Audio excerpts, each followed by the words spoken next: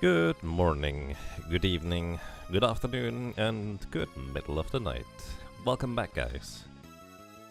As you can probably tell, Omniscient at this point has been run out of MP since actually quite a while. It took like 2 or 3 hours. Wasn't in a sense that long, but it was a while. So, however, just kind of a quick note how this went down. Initially, he had a pattern where he was using wall and then cure 1 on himself, which is why we don't have quite maximum HP right now. And later I needed to basically try to change up the RNG a little, just kind of by whacking myself with the Mage Master, because that changes up the RNG a little.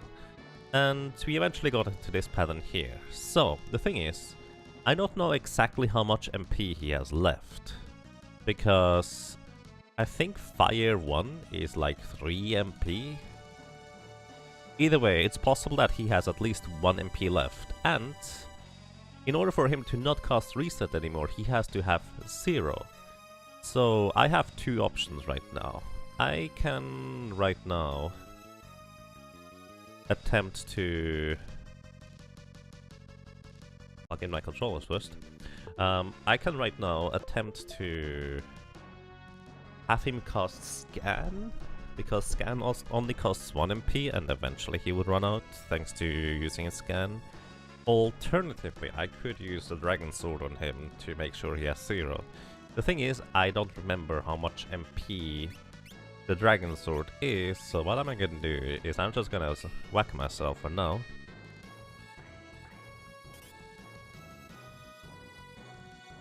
Unfortunately, this doesn't tell me whether he can still cast Reset or not, because it would have been, well,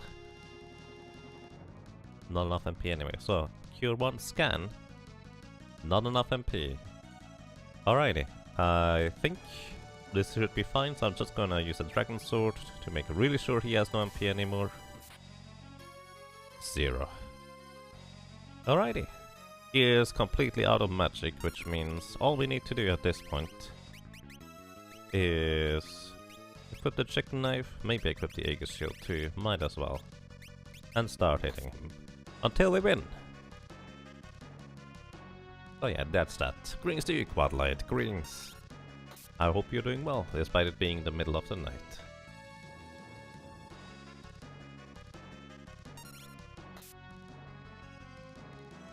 So, by the way, I was just thinking about it. It's mildly funny, I guess, that those battles against Minotaur and Omniscient are supposed to be taking place at the same time, so the towers don't explode, but I guess it does matter that the battles themselves don't take the same amount of time. Just a few more attacks and we should be done here. Probably. Reset, not enough MP. Haha. I think he just switched into his next phase. Yep, there it is.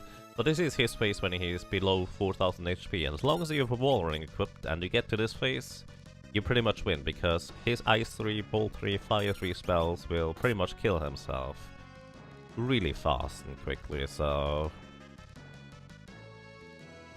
as a final thing, which is why I decided to not go with a setup with haste juice on my end in the first place, which in hindsight wouldn't have worked anyways, is he casts Flare as his death spell. As soon as he dies, he will use Flare. And that was the Twin Towers. Played Black Magic Flare. Are you beating him with a chicken of beating? A chicken knife. The chicken knife is one of the most ridiculously overpowered weapons in the entire game, at least if you can reasonably use it. Actually, even then it's crazy strong. Alrighty. So, we had those guys here as samurais, because as mentioned before, there's not really any way to literally solo this, so I initially went up the right side of the tower, defeated Minotaur, reset, and then sends 3 low-level ninjas up the right side of the tower. Summarized, that just would throw money at the problem until it's gone away. And that's pretty much that. What do I give you? You know, I like to defend the sword, but we won't be able to use it anyways, because we are a Dragoon who can't use swords. Plus, that's specifically a knight sword, and you can't use knight swords outside of, well, knights and, well, airdrop classes, but that's because the freelancer can equip literally everything.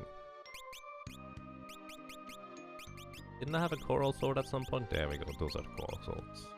Alrighty, putting those guys back into the front row so it's easier to kill them off. Use a tent real quick to top off ferries, and that's pretty much that, I guess, for the Twin Tower. There is 2 more, well, actually 3 more optional dungeons. We could go to the end game, but at this point we might as well just continue here. I guess there's another optional boss in the form of Behemoth.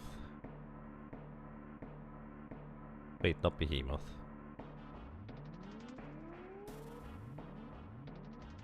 Bahamut, there we go. How did I get to Behemoth? So, in order for us to get to most of the places, let's put it that way, we kind of have to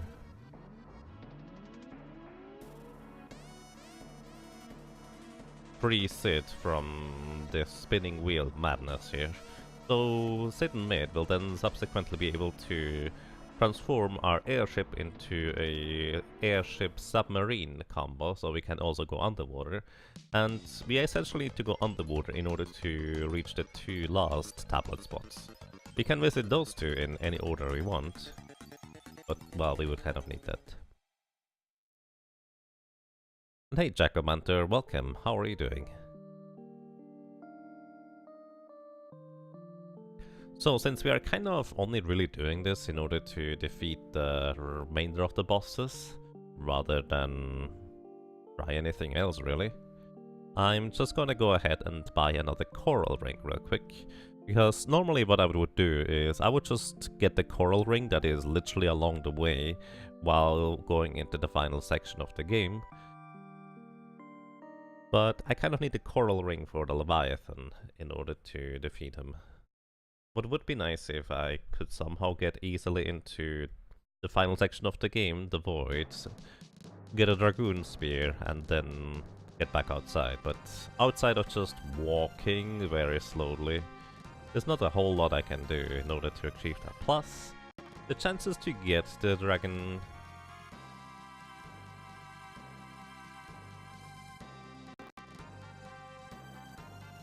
a Dragoon spear is kind of really low.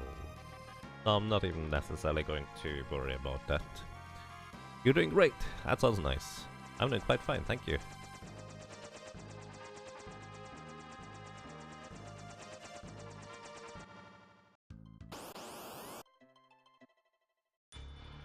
So, first of all, open and close the menu, so we have Ferris back in the lead, because after certain cutscenes the game just likes to put certain characters in the lead, usually butts.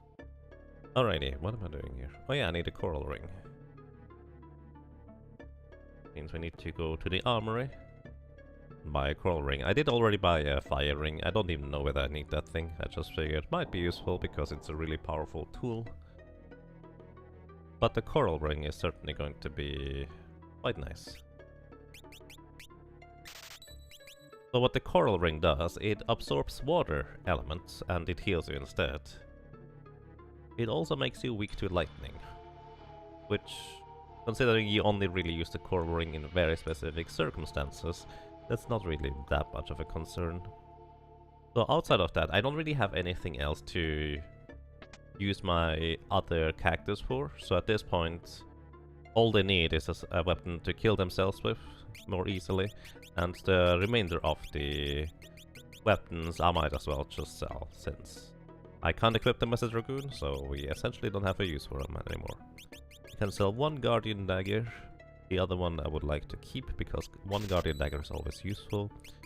The Air Lance I feel like we don't have much of a use for, I'm going to keep it. Air Lance can be useful, I guess. Wonder Rod, We sell, we can't use Excalibur.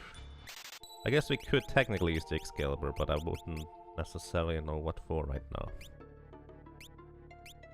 Mage Master for silencing, maybe Dagger for hitting myself, I don't think so. Been too long.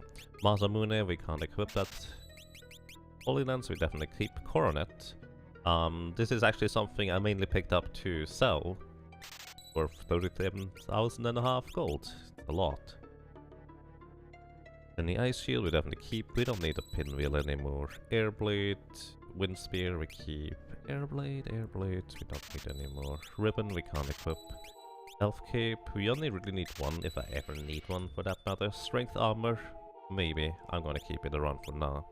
Plumed Hat, I don't think so. Thief's Knife allows us to potentially steal from enemies, I definitely keep that. Stealth Armor we don't need anymore. Defender Sword we don't need at all. Angel Ring, maybe. We'll just keep it around. And that's that. So, with all that said and done, I have money to buy 2 elixirs. Not a whole lot, but it's something. I might just go ahead and pick up various other chests in the upcoming dungeons, just because might as well. Alrighty, so in this case, I'm gonna go ahead and give fairies... Oh, you already have the chicken knife, that's good.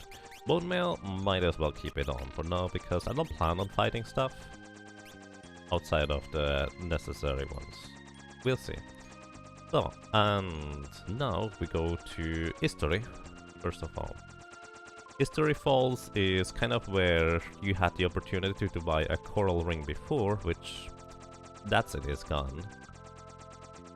So the only way to get another coral ring is by knowing that the hidden village of Mirage has one, or picking it up from the final dungeon. So this is what we need the submarine for. We need to be able to get in here. And then we just walk. If you were good to go after Dragonlance, would you attempt to steal from a Jura Avis or a Crystal Dragon encounter? Oh, does a Jura Avis have a Dragonlance? I was not aware of that actually.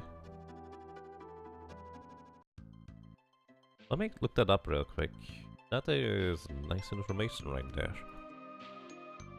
Jura Avis. Jura Avis has... Common steel is the turtle and the rare steel is the Dragoon spear. Alright. It wouldn't make a difference in terms of probability of getting one. The difference is that you can't run away from a Jura Avis, and I think they are somewhat dangerous, considering that they do have Maelstrom as an ability, which sets you to critical HP. So I would definitely go for the dragons instead. The crystal dragons. I forgot to equip the haste shoes. That's going to be mildly awkward. Dragon sword. Wonder how much MP those gargoyles have.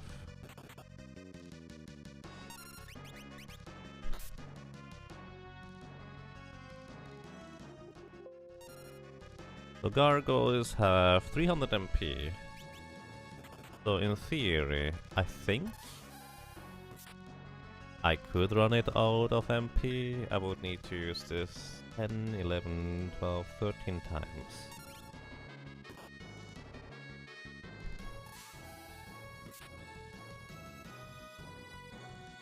Oh, but him reviving his body probably does not cost him any MP anyway, so I don't think that's all that useful for me to heal all of his MP. So what am I gonna do? I'll just go into the front row. Jump onto these guys each time once, just to soften them up. And if... Oh.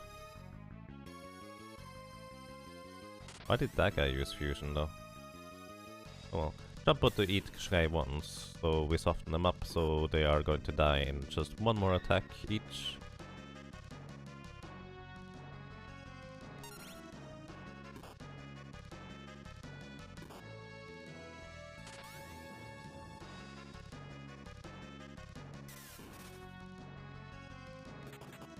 And then we go, pretty much. So, I equip the Ice Shield because it has a higher block chance. They don't do anything aside from attacking. So, wait until the front one attacks, and then I immediately hit him. Try to anyways. Right, that guy's dead. Wait, no, I need to do this the other way around. I'm a dummy. Ah, I'm a dummy. I need to do this the other way around. Fusion, you say? I could try to... No, Mage Smasher doesn't help, does it? Not something we can silence.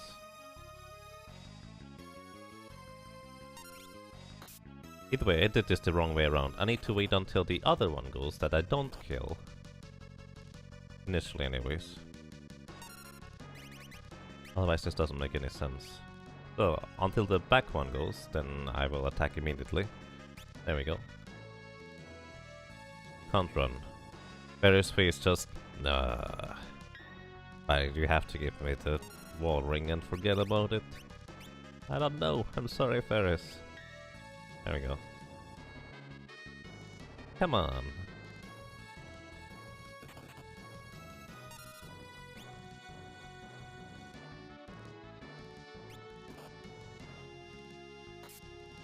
Right, there we go. So, now I need to be able to hit this guy before he revives his body and we win. Bit awkward, but we win in the end anyways. Okay. Just one more of those annoying dragon or gargoyle encounters left. Running shoes, back on track, let's go. Oh yeah, I actually did not even think about that, but I did have the bone meal equipped. So I was thinking about healing myself with high potions if necessary. That would have backfired.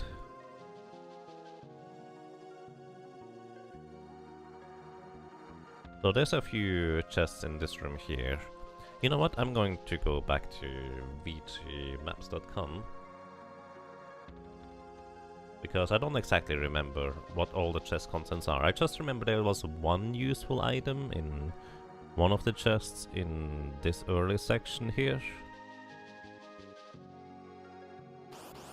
I don't remember which one it was though. Mercury, but nothing too spectacular. We get an ether here. Not what I wanted. Turtle shell, not useful. Must be the chest on the right side then. That one over there. I think that's a wall ring, if I'm not mistaken. No, the wall ring... There's another wall ring further in there. I don't know what this one is. What was this? The air lancet. Is the air lancet the... air knife thing? Oh, it is. Alright. Essentially, just a bit of money to sell stuff. So, there's two ways you can go. Left basically leads you directly to the path through the dungeon. On the right side, you land in the water first. And we kind of want to land in the water first if we want to collect the treasures. Here's a giant drink, and as you may have noticed, we can go through here. And we get a Rune Edge. Rune Edge is a weapon that allows you to use your MP for guaranteeing critical strikes. It's actually pretty good overall. As long as you have MP, that is. But it's still pretty good.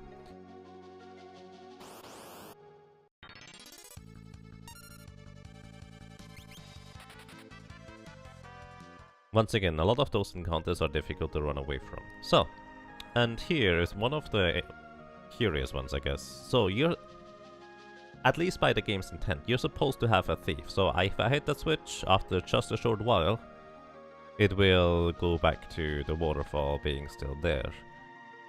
So the idea is that you need a thief in order to dash to get that chest there. Otherwise you get swept away and you won't be able to go anywhere.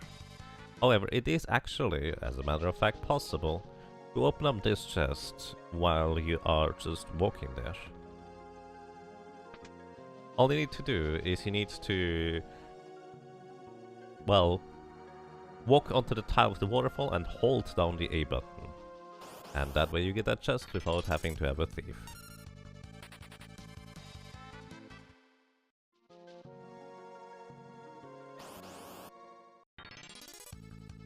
Hey Yusef, welcome, how are you doing?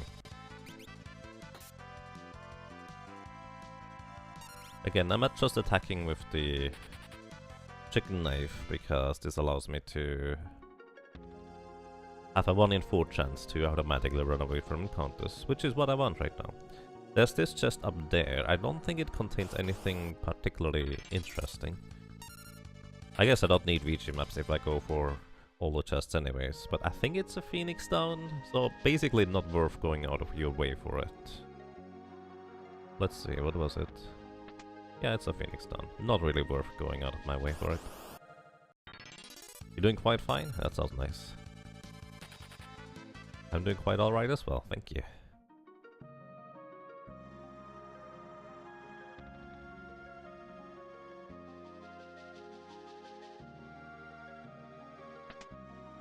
Then there's a wall ring here.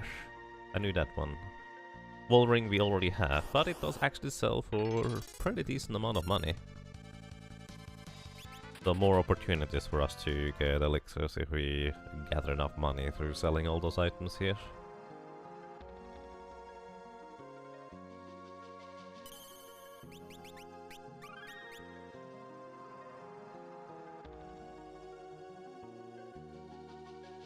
So, and then there are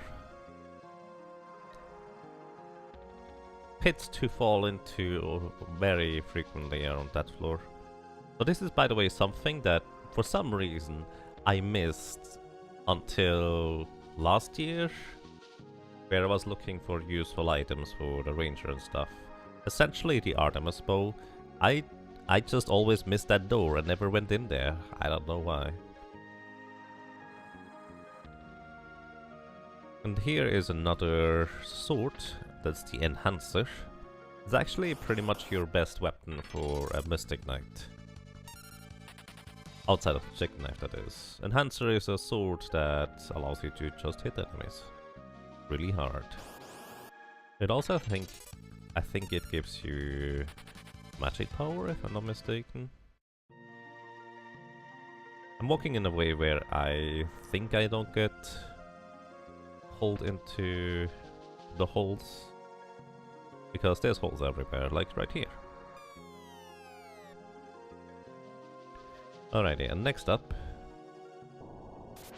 I would like to get that, but you have to get it from below. I actually forgot about that. That was half of my HP gun.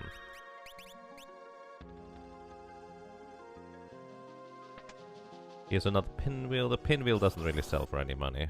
Realistically, I really shouldn't have picked it up. I ran away before those guys got to attack in, despite them having a first strike. Oh, alrighty.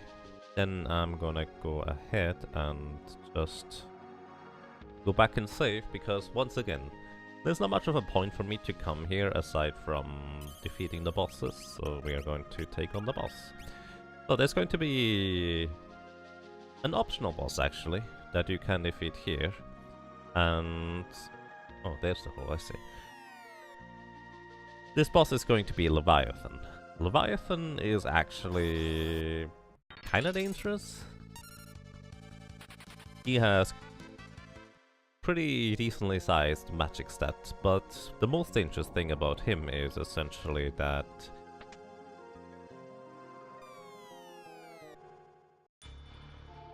he uses Tidal Wave as a counterattack. Tidal Wave is a water-based, pretty much, I think one of only 2 possible spell/abilities that actually are water element. Aqua Rake is not water, it's actually neutral element. And that's a lot of damage, because Tidal Wave is pretty high power. So what I want to check is actually his ice grip, because I don't usually fight him.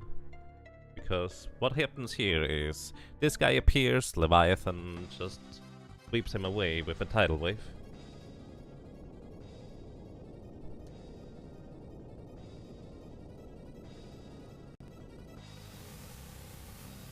And crushes this poor little fellow. And then the monster was killed by Leviathan. And now we can just walk. We can just ignore him. We don't have to fight him. I'm going to though. So, in order for us to have a reasonable shot at killing this guy without getting destroyed that's why I got the coral ring. I'm contemplating whether I should keep on the bone mail. Let's see what other abilities he has. He has an attack, and the specialty attack. And then the second turn does the same thing. Then he has no interrupt. He can use Tidal Wave just as a regular attack. And then to physical attacks, he... Oh!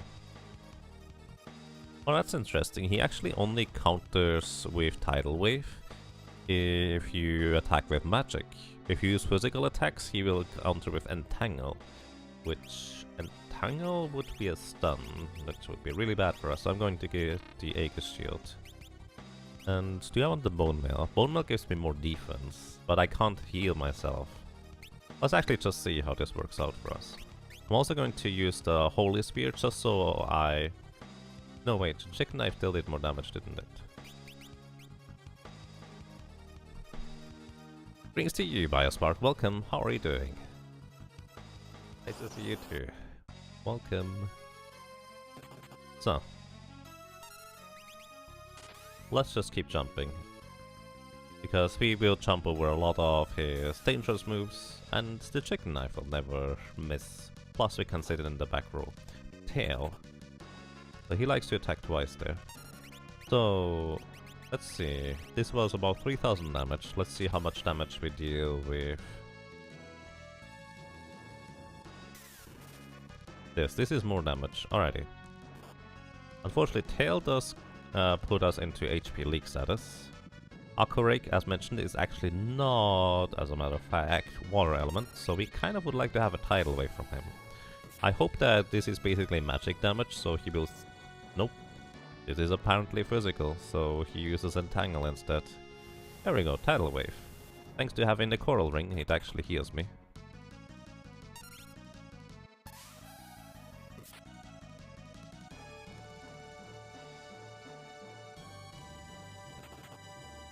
So I don't actually have a way to force him to use Tidal Wave.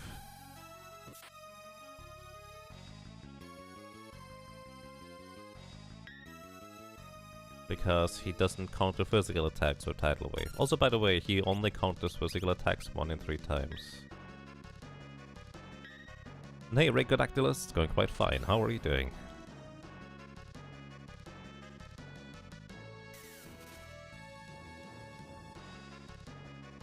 Before the big wet snowstorm on the weekend? I see. Hold on, I wish you good luck with that. What I might want to do is actually equip the Guardian Dagger to block more physical attacks. Because those tail attacks are really not fun. Tidal Wave missed? How does a Tidal Wave miss? Come on. Because I just want to heal right now.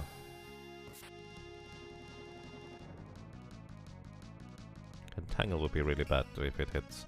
But I did not realize that Tidal Wave could miss like that. That's strange. There we go. I would like to have another one of those Tidal Waves. I'm actually mildly surprised how little Tidal Wave seems to do. I thought it was much stronger than that. Like, I expected it to have numbers in the 2000s.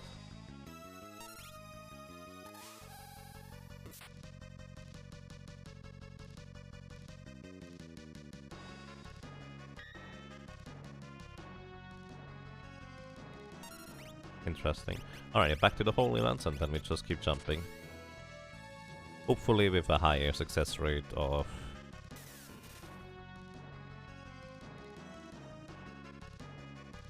blocking attacks.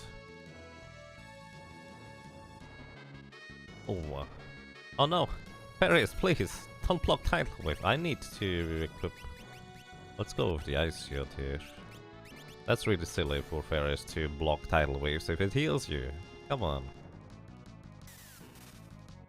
How much HP does he have anyways? He has 40,000 HP. This was like jump number 4. So we need 10, 11, 12, 13, 14 jumps.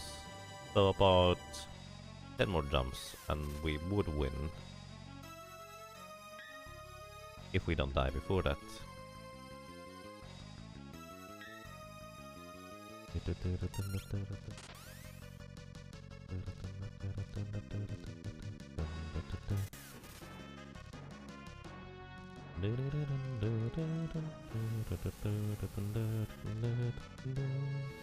Thank you for the Tidal Waves. Appreciate those.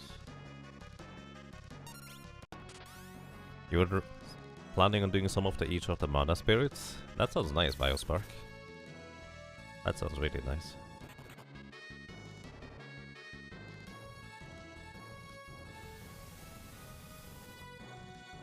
And yeah, it definitely makes sense to try and avoid the snowstorm that you're about to get. I don't think I've seen snow around here yet. Which, I'm pretty sure if it were to snow, it actually would feel a bit warmer for a while. Because right now it's rather cold over here.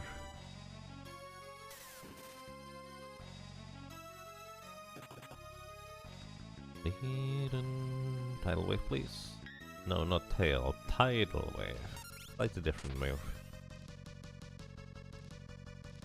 So far we've been lucky that we didn't get entangled, so that's nice. Much. Thank you for the tidal wave. Appreciate those. So yeah, in a sense, what all we need to do is just hope that we get lucky enough. Alternatively, I think he does not use tidal wave every turn, or more specifically, doesn't necessarily have the opportunity to use tidal wave every turn. So what we could try to do is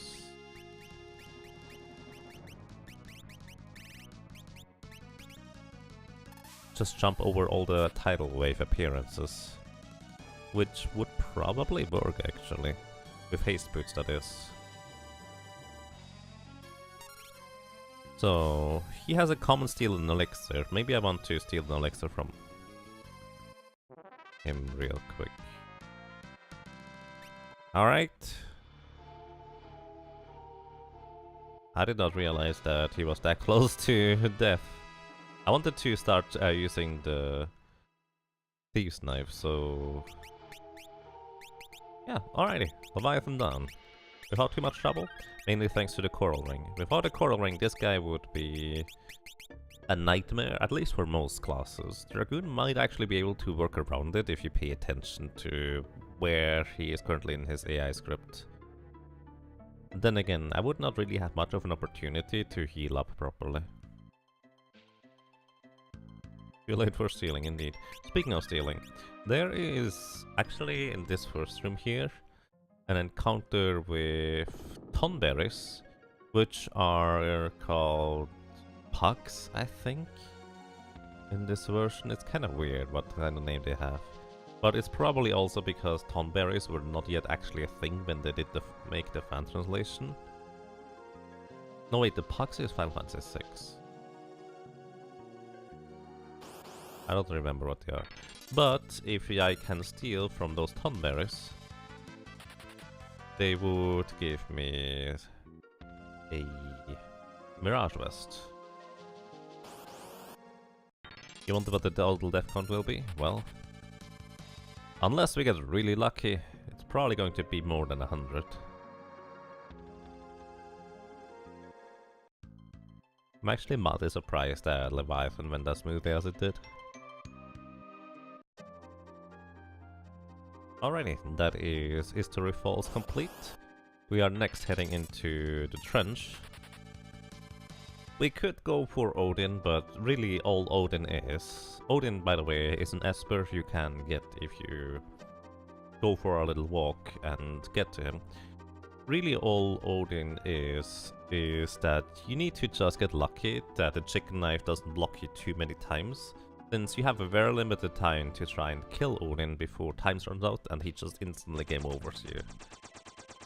So real time is actually important in that case, so jumping is not good, because it's too slow. So Odin is not really that interesting, I would say, so I will pretty much skip it. What I could look into is Bahamut.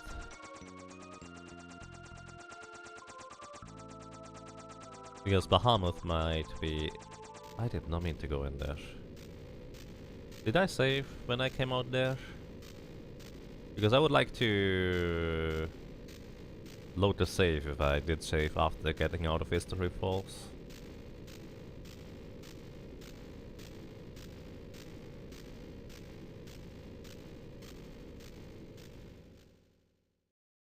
Hey Nori, welcome, how are you doing? So, here's the thing. This is how you enter the void. The thing is, once I enter the void, I will no longer have the opportunity to pick up one of the mini side quest items that is in Mirage Village, which is the Mirage Vest. Because as soon as you enter the void, that thing is just gone. It's a bit awkward because I did not mean to go in there. I was just looking for Bahamas Mountain. I don't actually really know how strong or weak Bahamut is, so maybe I want to just go there to see how he is doing, I guess. Yeah, let's actually just do that. Oh, before I do that, one thing I should have done a while ago is I'm gonna go ahead and look for where my Chocobo is, just to the west of here. And with the Chocobo, we can actually get to a place where we could not otherwise get.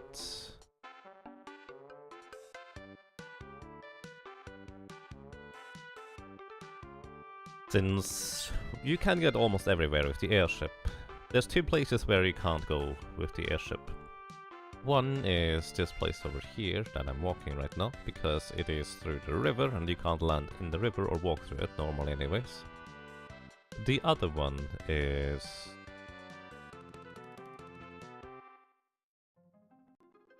the Phoenix Tower.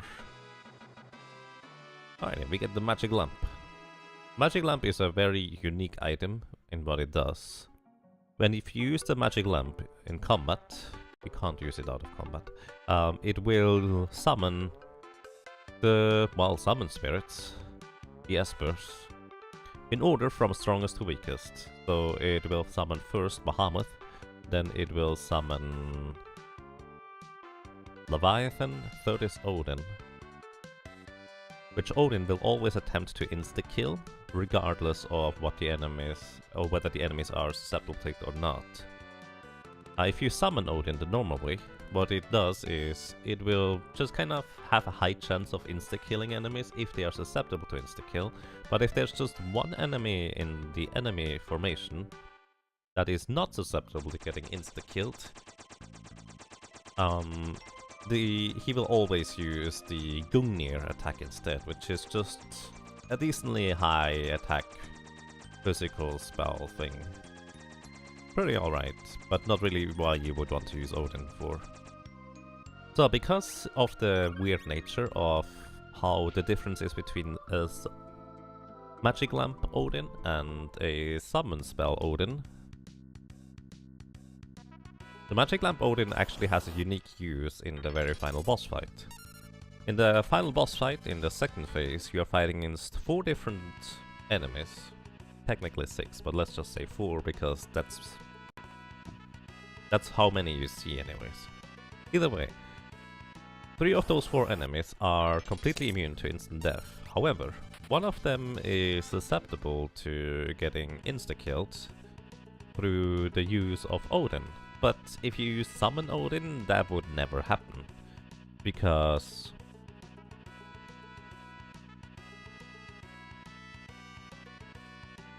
he would never try to use the insta-kill move. If you use the Lamp Odin, however, you always guarantee killing off one of the final parts, which is actually kind of a big deal, because that part is not necessarily easy to deal with. Am I going to get all summons? No, I don't plan on getting all of them. Is there actually a boss at the top of the Phoenix Tower, by the way? I've been there once, in my very first playthrough when I played this game casually. And I have no idea what was at the top of the Phoenix Tower anymore. So one of the problems with Phoenix Tower is you actually can't run away from encounters in there. And they have pretty high HP, so it would take a while to take them out. And they are also somewhat dangerous to an extent. So trying to get through the Phoenix Tower would be a bit of an ordeal.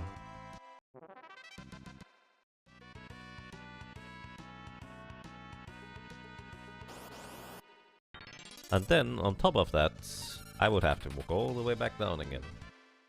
from the Phoenix Tower, because I don't think I have time magic either to get teleported outside. Alright, real quick I need to check my timer real quick.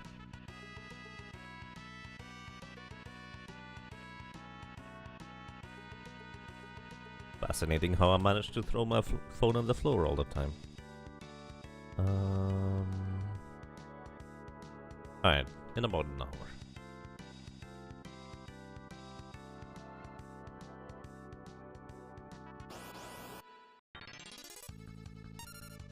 There's no boss, you just get the Phoenix summon. Alrighty, so there's not really much of a reason for me to climb the Phoenix Tower.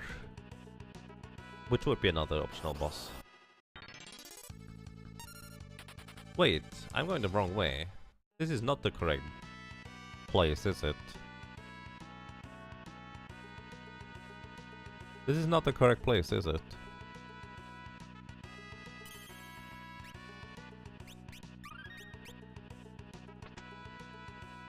So I know I have to go up a mountain that I haven't been on for a while, but I'm pretty sure it's not this one. Yeah, I went to Dragoon, that's the wrong one. I need to go to the Hiria one instead. Where we first met Hiria. Oopsie. Walking back now. You need Black Chocobo to North Mountain? Oh, okay. I guess there's two dungeons you can only reach through the Black Chocobo, then one is the Phoenix Tower, one is the North Mountain. Yeah, that makes sense, now I remember. Thank you. And greetings to you, Spoony Mitch. Welcome, hope you're doing well. Need a lot of grinding for certain fights? For some jobs, absolutely yes. You need a lot of grinding. For the Dragoon so far, it has actually been pretty nice. Like, not a whole lot of grinding, just a little. Been pretty good about that. You know what? I'm just gonna go ahead and see whether the chicken knife decides to kill those guys or whether we are going to run away. Because you can run away from this encounter.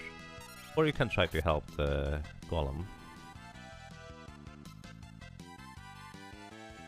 I guess at this point I might as well go ahead and use the Holy Lance to attack, because this Holy Lance also has Holy Element. So the idea here is that Golem is being pincered by a Bone Dragon and a Skull Dragon. Worth noting that you cannot use a Phoenix down on the Skull Dragon in this encounter here, or Bone Dragon I guess. So this is how you get the Golem summon, by the way. If you are having a summon in your team, you absolutely want to pick up Golem. Golem is amazing. Also worth noting, you don't automatically have to summon, you actually have to use the summon as an item from your inventory before you can summon it. So now we can summon it. If I were a summoner.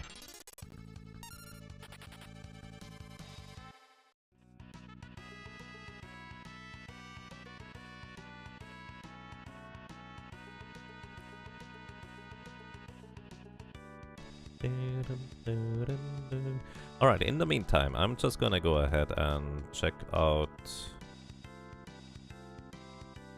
what Bahamut does.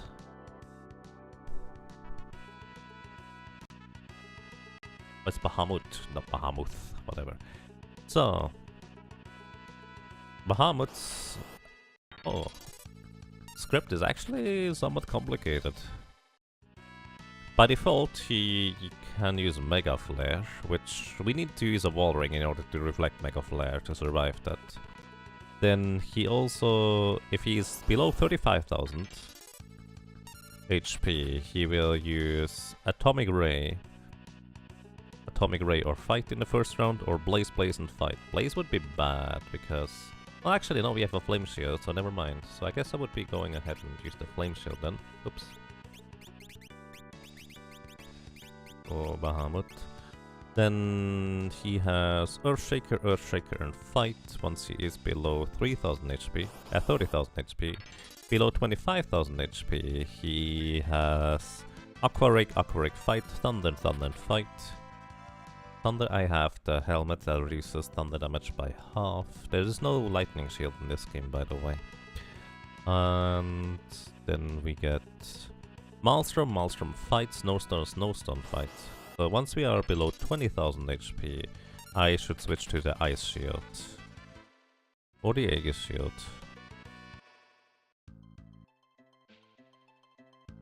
Then Poison Breath, Zombie Breath, Zombie Breath is below 15,000. Mega Flare, and Fight below 10,000 HP.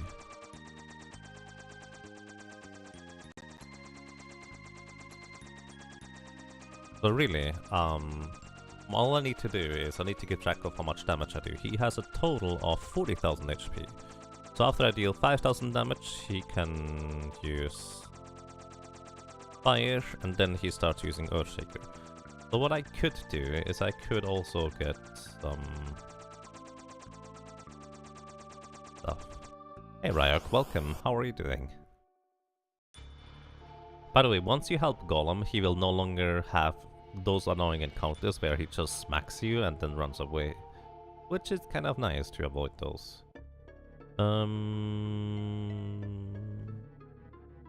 Other way around. I need to go through the backside of the pub in order to get to the Black Chocobo. So, the way you get the Black Chocobo in the third world is by going through Mirage Village. Also, there's kind of this weird door down here that is rather strange.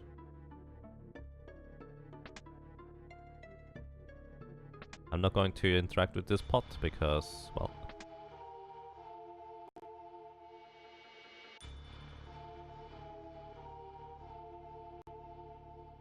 it would revive all my allies. So this door here... woo, and then closes again. So you can go through here. This is the Black Chocobo area. If you're looking for the last piano, it's over there.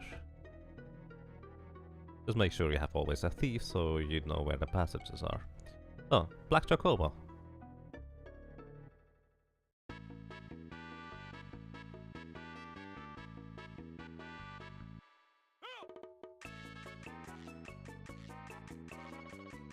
And this is how you get your body the Black Chocobo.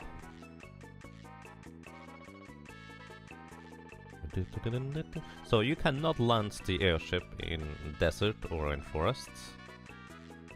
So there is one section that is literally entirely made out of desert and or forest. And that is just north of here.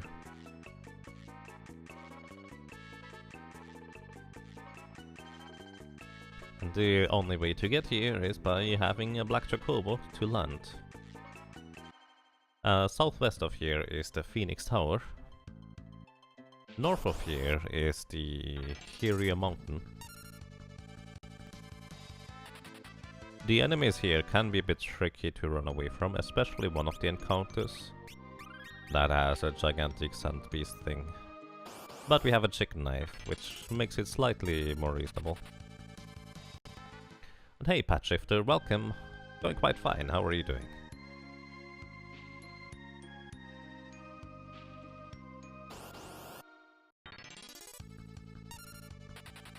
Right now I'm contemplating, should I just keep the haste boots or should I switch over to...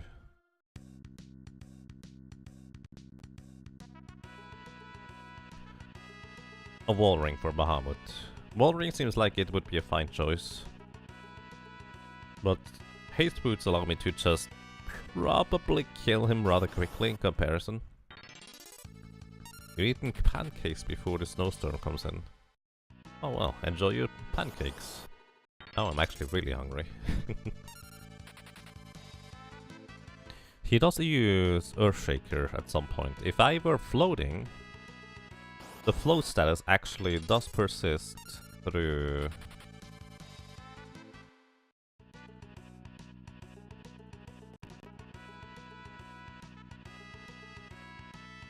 as in through outside of combat. So if I were to somehow be able to get my character floating, I would be able to float in that encounter as well and completely avoid the Earthshaker possibility of hitting me. The problem is right now that I would need to find an enemy that can actually do that to me, where I can confuse that enemy through the use of the 1 in 8 chance of the dancing dagger. So there's that. Alrighty. Do I keep the bone meal? I don't know. Maybe. If I get Maelstromed, I am not in good shape, I guess. I'll keep the bone meal for now. I keep also the chicken knife initially and then switch to the Holy Lands in mid-combat, because this allows me to act a little bit faster thanks to the chicken knife giving me +5 agility, which I think doesn't apply anymore once I switch to the Holy Lands, but just that initial turn I get slightly faster.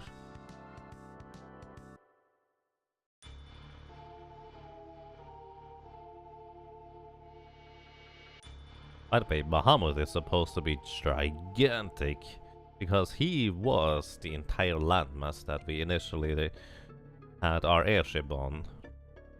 So this thing is huge. Which, honestly, I feel like both the in-combat sprites, but also future Final Fantasies don't really do this kind of size much justice. So, we just jump. Initially, he can just use most things. Once he is below 35,000, he will start using Atomic Ray in Blazes, which is happening now. Next, he will be using Flame and Earthshaker. Flame on the first turn, Earthshaker on the second. Next, he will be using Aqua Rake and Thunder. Aqua Rake in the first turn, Thunder in the second.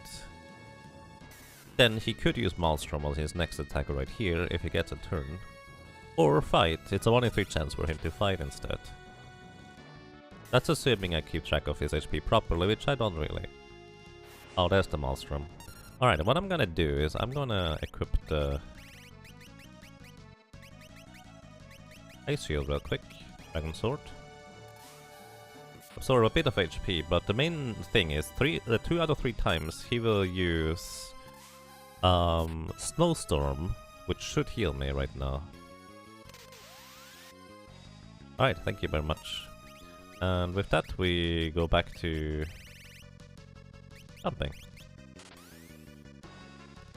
Next he will be able to use Poison Breath and Zombie Breath, or 1 in 3 times just chooses to fight instead. And then the last one is just Mega Flare, which I'm not gonna survive, I don't think. Yep, alrighty. That was +1 death. We have arrived at 100. Oops. 1.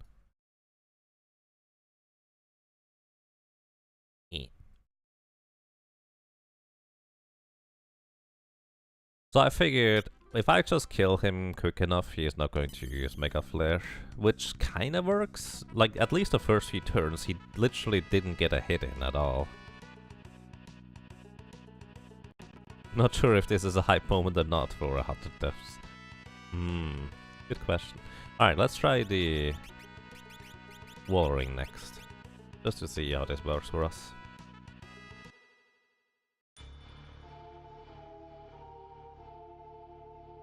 It's a nice even number though. Kind of is, yes.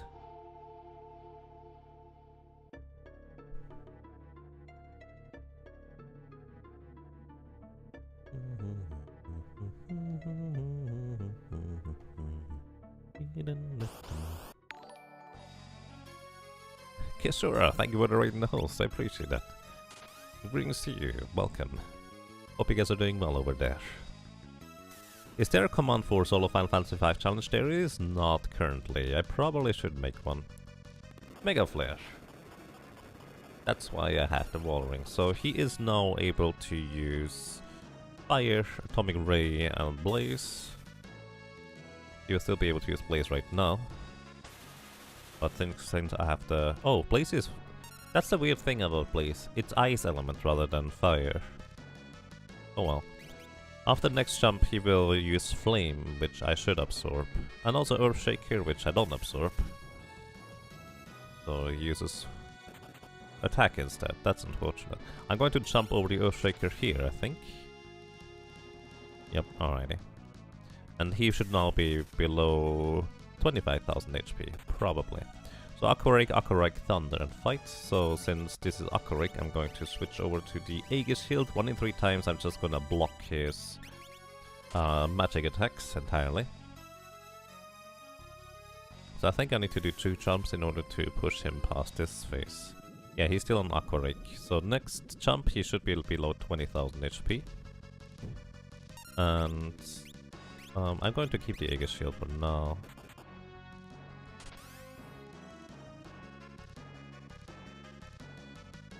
So now he can use Maelstrom. He didn't, so that's good. So he can also, however, use Snowstorm, which is kind of what I hope for. 2 out of 3 times he will use Snowstorm. So I want him to use that, so it heals me.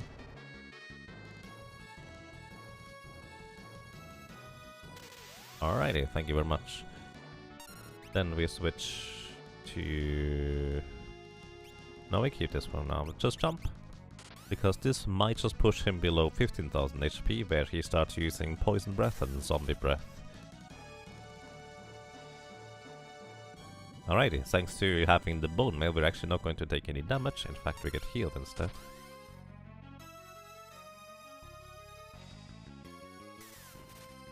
So, and he should be below 10,000 HP now. Oh, not quite. Almost.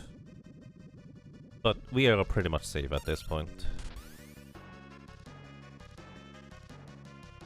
Since Mega Flare is the only thing he can do now, and it gets reflected by the wall ring, so we win. Bahamut is not that big of a deal, it looks like. Oh wow, he can use Mega Flare twice.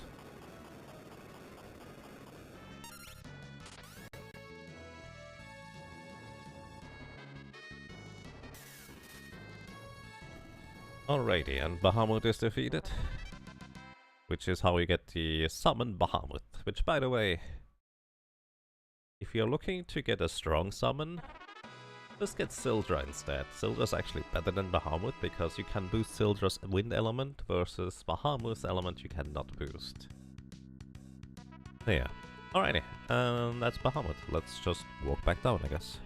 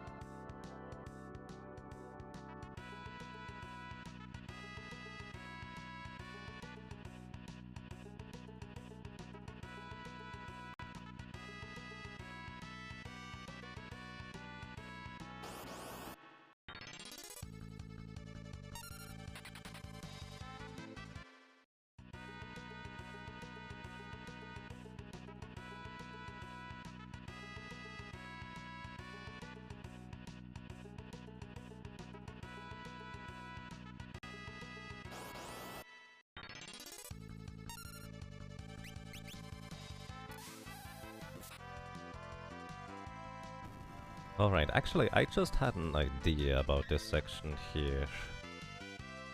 But I need to not have the wall ring equipped, I need to have the haste boots or anything else really. So what I want to do is I want to get float from one of those enemies. If you confuse one of those birds here, they will try to cast float on you, which is really nice of them. And that's kind of pretty much exactly what I'm looking for. I want to be able to float in order to avoid a certain mechanic on a boss, which realistically he's not going to be that big of a deal anyways, but might as well. Syldra next? No, Syldra is not really a boss, like you just literally go and collect Syldra. and that's it. And I don't feel like there's any merit in going there. Odin, I already explained, I don't think is terribly interesting to fight anyways. It's just hoping that you get enough chicken knife hits in, so you kill him before he kills you.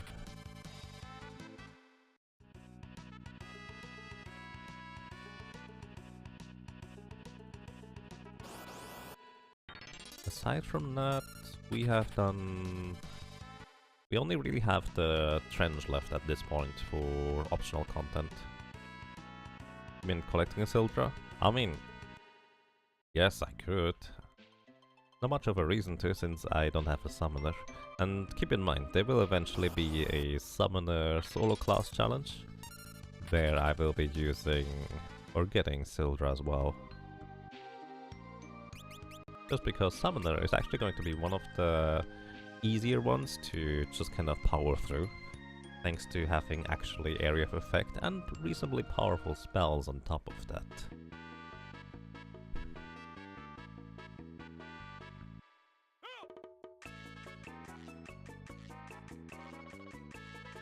Or would you just like to see where you get Sildra? I mean, I can just show that. That would be alright. Yeah. Need to get back to our airship here and fly away. So the trench is to the east of here, but let's just go to Sildra real quick, because I like Sildra. Sildra is cute. Hi Chocobo. Yeah.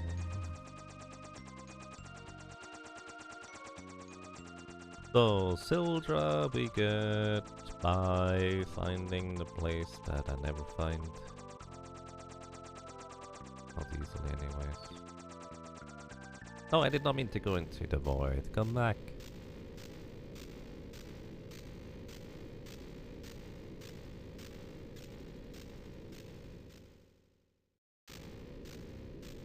Also, one thing I want to look at real quick is what level am I going to want to be in the end here. We're currently level 43. Good level threshold would probably be... Oh, that's the wrong... No, that's the correct sheet.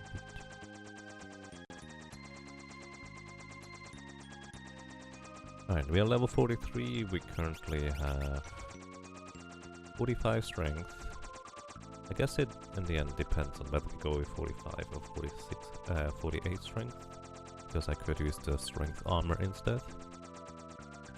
Since we are sitting in the back row, that would be fine too. So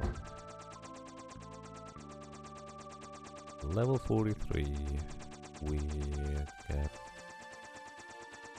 nothing new actually. Basically, equipping the strength armor gives me exactly one more attack modifier, so the next best level would be realistically at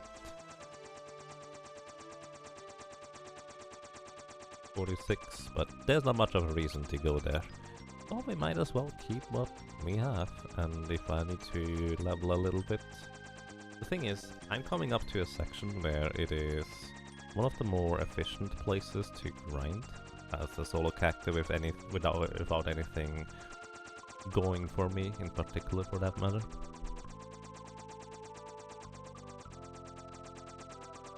So there's that.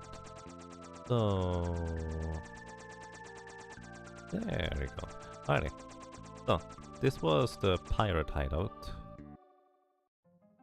And we can just go to the pirates, and as soon as we enter the pirate's lair, there will actually be a nice little cutscene. Kara, Len and Moth are lazy. Yeah, maybe a little.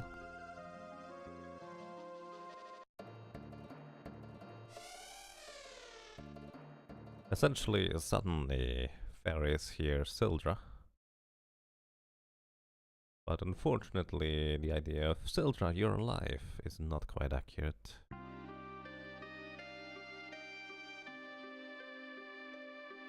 But Sildra is one of...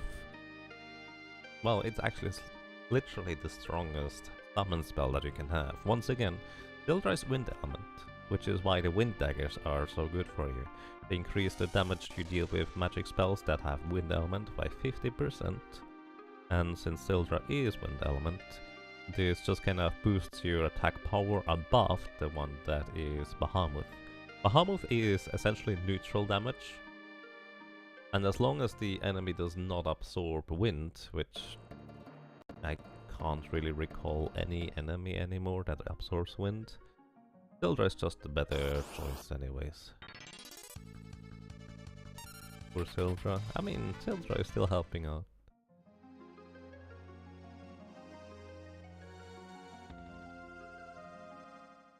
Alrighty, I'm going to take a short break here, guys, so be right back.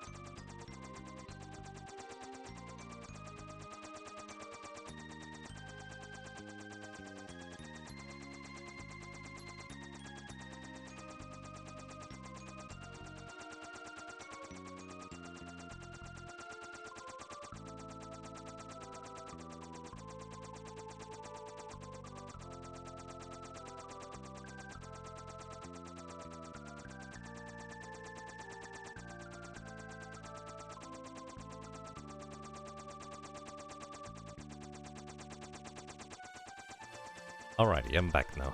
So, sorry about that. Just happens that Kishura is unfortunately rather sick, so I have to probably do various things just kind of once in a while. Alright, where was I? Going into the trench. Thank you, Regodactylus. Appreciate that. I hope so too. So we are probably pretty much in the correct spot for getting into the trench. There it is. So, this is the Great Trench. And this is also kind of where you would figure out, hey, there is that running shoes, that's fine. Oh, I could actually use... Hang on, before I go here, before I do this. In the Great Trench, you would figure out, oh, there's a weird thing just above here. Essentially, the dwarf tells you that he did not know that there was supposed to be a village here when he hears things from above ground. And by you literally just figuring out where that is below ground, you will be able to determine, oh, there's just a forest here. Then you go into the forest and suddenly you are in Mirage Village. So before I go actually, what I want to do is I want to do the thing that I mentioned I would do, and that is equipping the dancing dagger for a 1 in 8 chance to confuse an enemy. And then I need that enemy to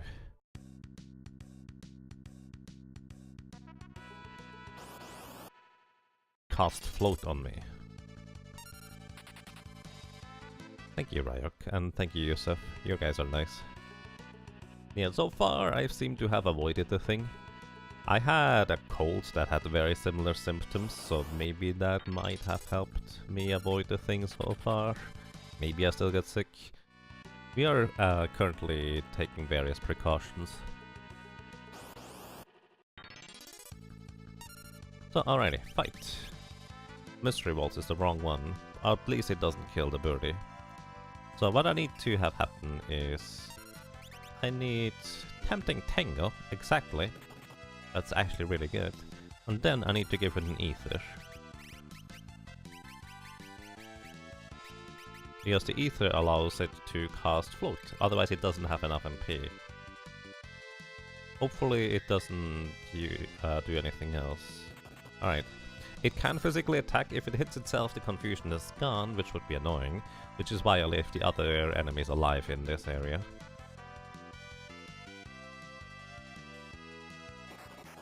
Venom, it just poisoned the poor little guy. Poison breath, I still have the thing equipped. Float, there we go. That's what I wanted, and we're out of here. Have fun, guys.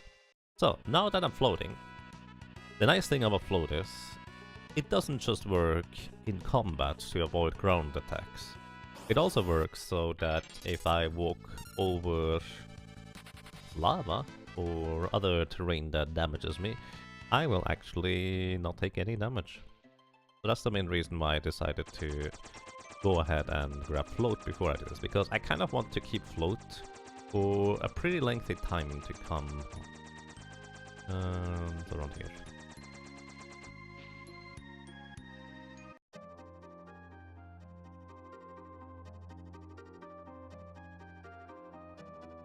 And I want to keep float through the Great Trench and also into the final dungeon as well. You have a few questions if you do not mind. Dragoon is an Earth Crystal. Are you a freelance hunter then? I see. So, to answer your questions, I used the cheat code in order to unlock the Dragoon right after I got the Wind Crystal. So that's kind of how I got the Dragoon early. So I was not using Freelancer until then. Control? Sure. Then I'm using Ferris.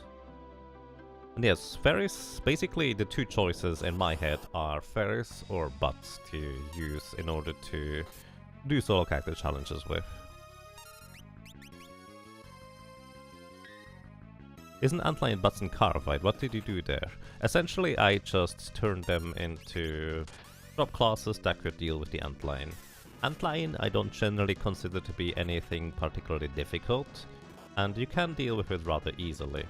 So I essentially just allow myself to use random job classes that a level 2 and a level 1 character would be able to beat the Antlion with, and that's what I did. Took a while, but Antlion died within due time. And what did I run first? The very first solo character, solo class run was White Mage. So I did the White Mage first, which also was quite a while ago since I did that. At the time, I just did it because I felt like it would be interesting and fun to complete the White Mage solo character solo chop challenge. But at this point, I feel like let's just see whether I can complete all of them. And that's the goal. Speaking of which, I should set up a straw poll for the next class that we should play.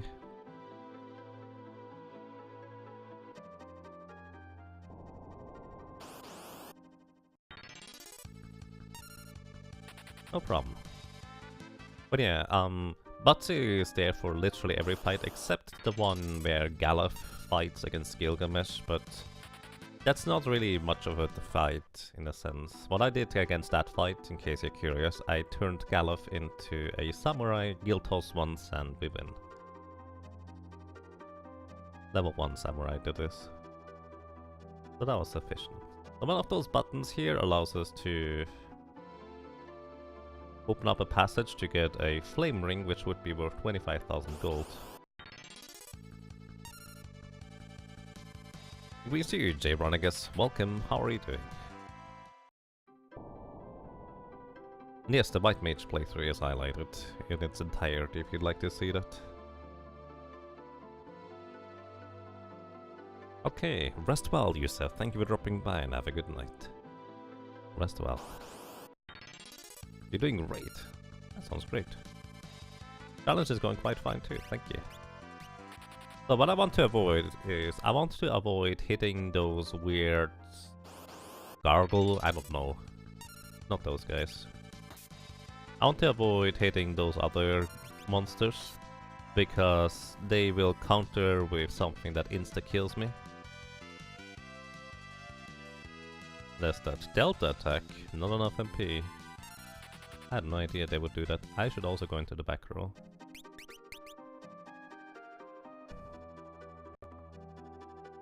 It had a lot of grinding. The White Mage? Yes. So, thanks to Float, we can just walk over lava, no problem. There's a few chests here and there, but most of them, aside from the flame ring, really are not valuable. I will probably just skip them.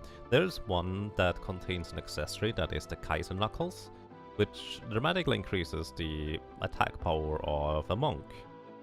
But the thing is, haste shoes are just so strong that it's not really worthwhile using anything but the haste shoes. Nice thing about highlights, you can skip the grind, indeed. So what am I gonna do actually? Oh, I'm using the magic lamp here. So, magic lamp eventually empties out or becomes more or less useless.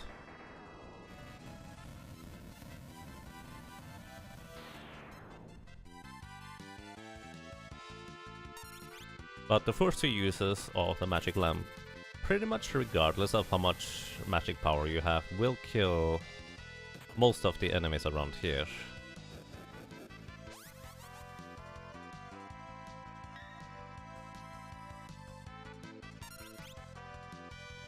And I just remembered as to why I don't use it on those guys, because that doesn't kill them. So Odin, as mentioned before, will always use its insta-kill move. That's pretty handy.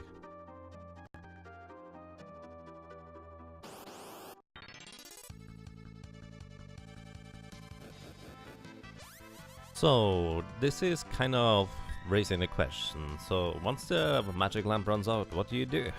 Well, it turns out you can actually refill it. The way you refill a magic lamp is by...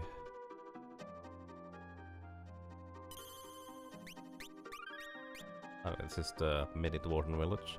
The way you refill the magic lamp is by either going to where you found it with the Chocobo, or you go here. I don't know why this place here is probably literally right below History Falls, if I were to guess.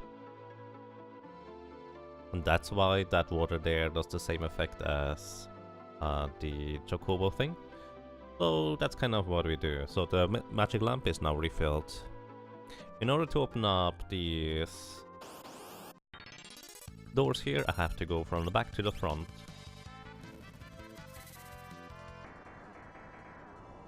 And press all the switches.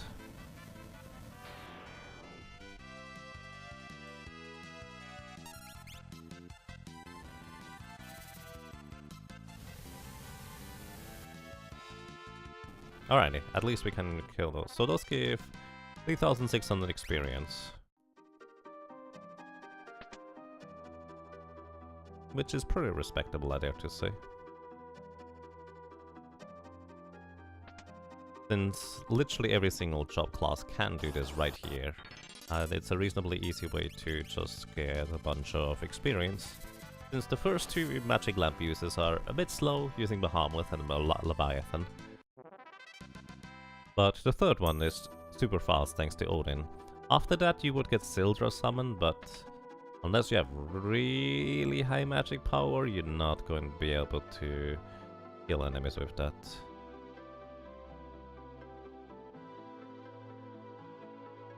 For the tournament, thank you for the host, I appreciate that. And welcome to you, Primas. Greetings, and I hope you're doing well. How are you doing? Have I done a 4-circle run? Yes. I've actually done the 4-circle run on the PlayStation version.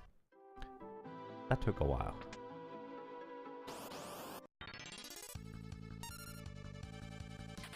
I don't necessarily recommend the PlayStation version for that, since it has loading times for the battles. However, the music actually sounds pretty good on that one. Aside from the translation being rather questionable.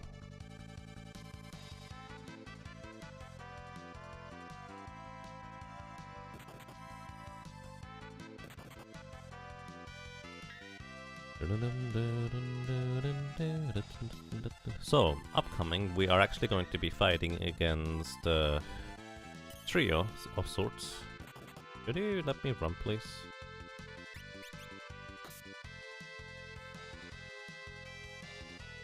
I currently still have the bone mail equipped, so I'm immune against Spore, which poisons you. There we go.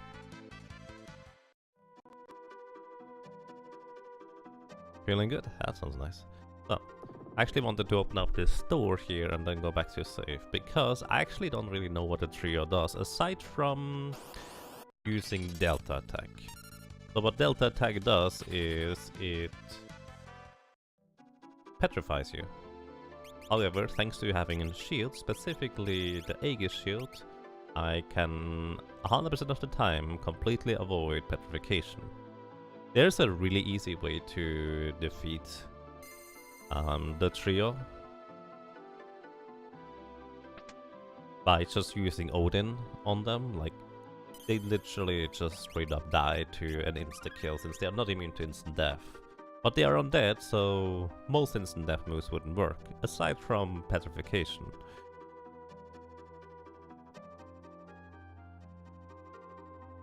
But I kind of want to try and avoid that, because there would not be much of a point of me coming down here if I were to just use Odin and kill them instantly.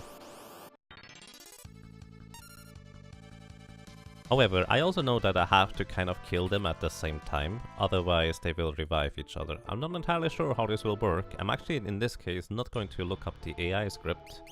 I will just see what happens if I have a bone mail. Bone mail, Aegis shield, diamond helmet, running shoes, and I will probably jump with the Holy Lance, because those guys are weak to holy. Oink, oink, oink. 3 little piggies. Alrighty, let's see how this is going to work out. I don't know how much HP they have either. I just know that I should kill them all at the same time. So we'll just kill one of them by just repeatedly jumping.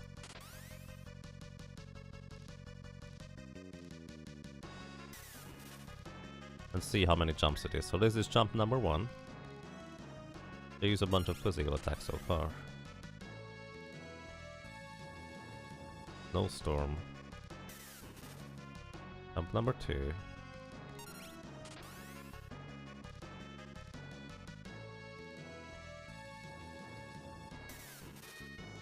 Jump number 3, still alive.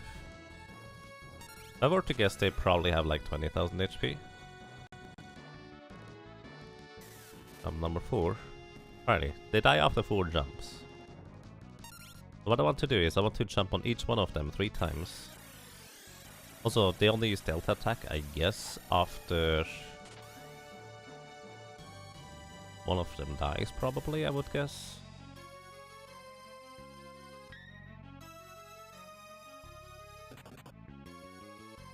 Their physical attack is kind of negligible. I'm more worried about their spells, so that's number 2.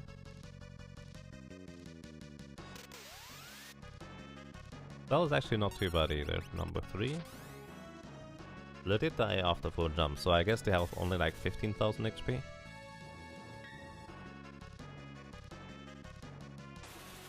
Please. That is Ice Element. So what I should do probably is just use the Ice Shield.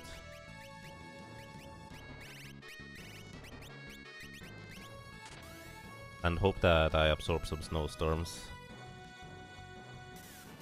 Number 1.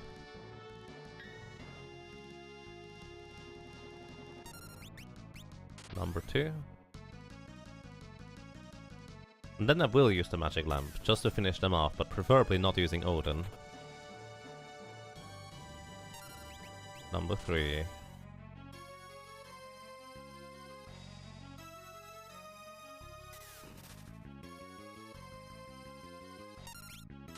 So this is number 1.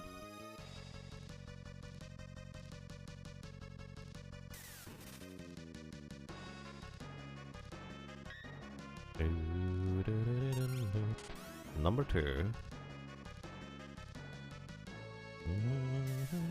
I guess they don't use Delta Attack unless I actually kill one of them, which is... I knew they were using Delta Attack, but I didn't realize that's the reason for it, so I don't really need the Aegis Shield. And that is number 3. So the guy on the left top actually took the least damage. Let's see whether Magic Lamp is going to be enough. Thank you for the heal. I appreciate that.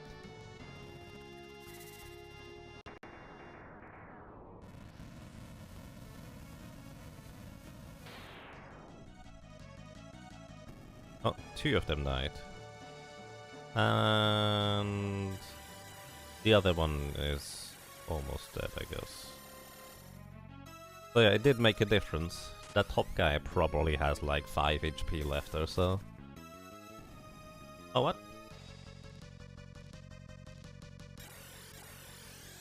Wait, is their HP pool shared? Like, does this guy now have basically no HP left because the other guy tried to share his HP with him? Figured they would revive your full HP. Nope. They just die now.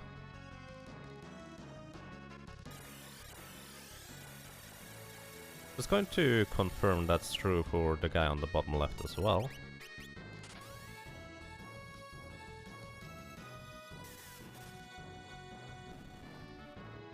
Interesting, I did not know there was something like that in this game.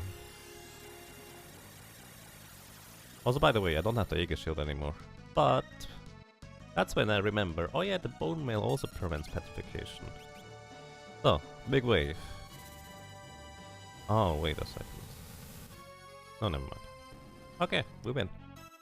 Again, you could just use Odin summon from the Magic Lamp and you would instantly win. I figured this would be more interesting.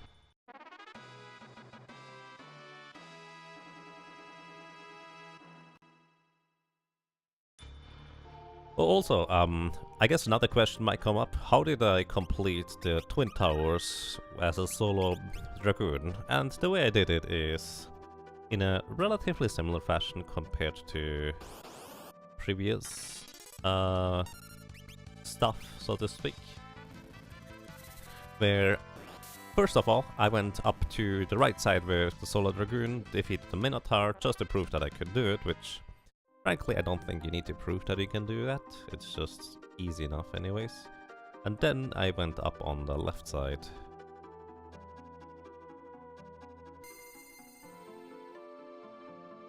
And after waiting for like 3 hours, ran Omniscient out of MP. So, I'm actually currently contemplating, should I just sit here and grab a few experience points?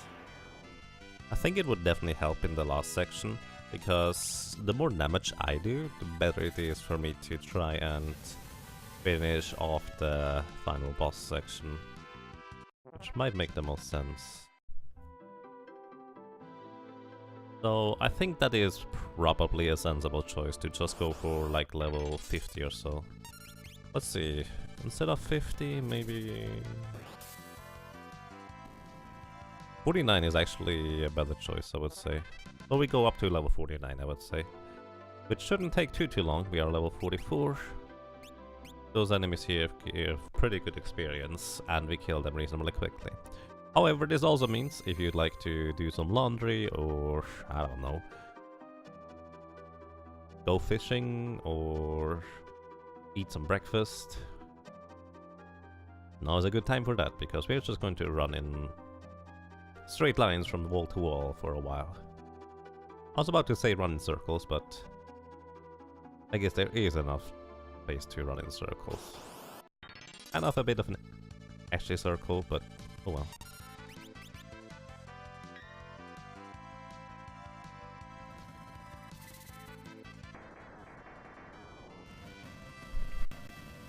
Also for reference, after the grind is done,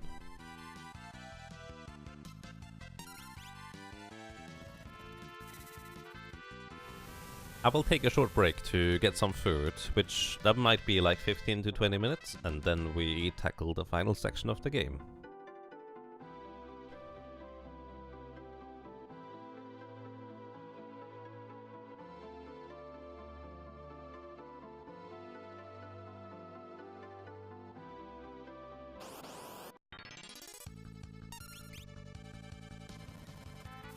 So if you have a Bard is actually kind of weak in terms of offensive value for the entirety of the game until you come here, because all of those enemies here are actually undead, which means you would be able to just straight up kill them thanks to the Bard's one and only offensive spell that actually deals, or song that actually deals damage, named Requiem. Requiem does a ton of damage, so you would just use 2 Requiems and all the enemies are dead. Much more efficient than using a magic lamp.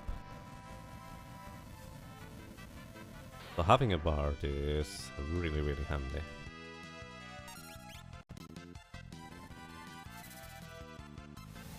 I wonder whether there is some subclasses that manage to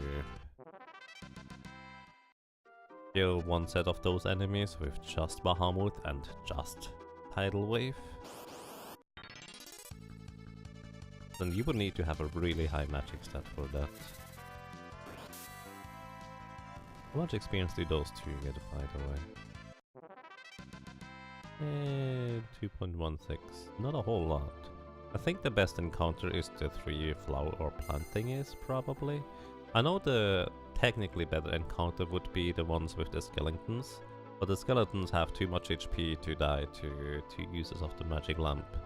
You would always need to use Odin against them, which, since you can't really decide which encounter you get next, that's kinda difficult to do. More specifically, I don't have the knowledge on how to decide which encounter to get next for that matter. That is probably more accurate.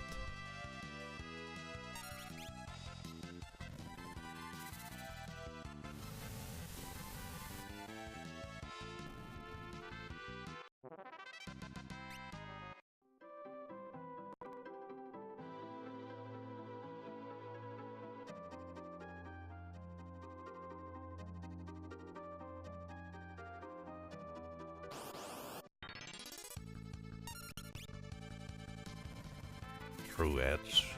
One.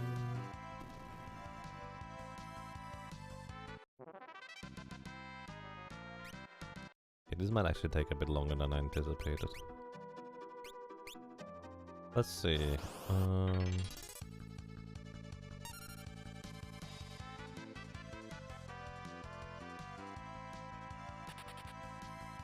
If I were to get a Dragoon lance, and then try to level up on those green dragons, would that be more efficient than what I'm doing here? Maybe.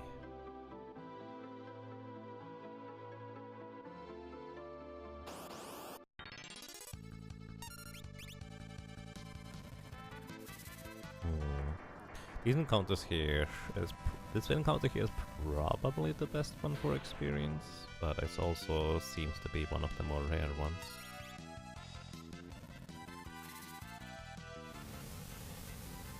Let's see real quick.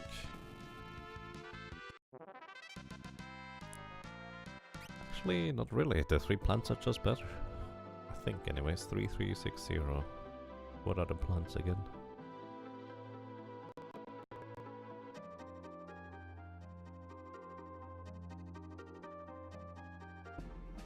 Oh, wow.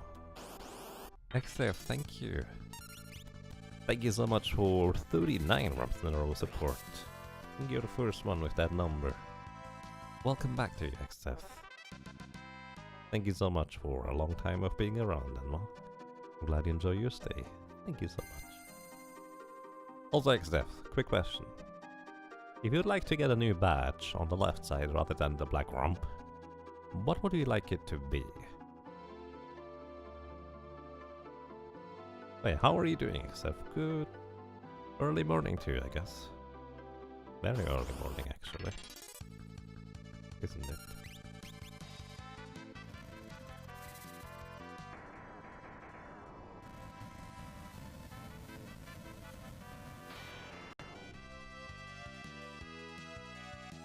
Trying some stuff in Vesperia.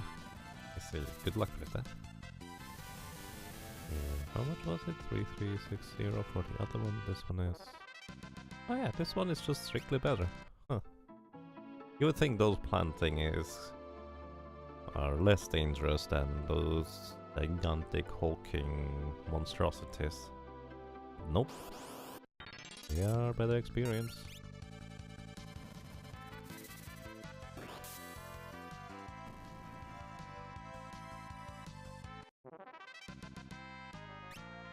Another level. Let's see whether there's a better level just before that, because I don't feel like grinding for that long. I don't feel like it's necessary as a Dragoon for that matter, because you can just jump over the more dangerous attacks. Let's see. Before that, didn't the Holy Land actually give more strength? Wait, the Holy Lands might, but I would be using Dragoons. Would I?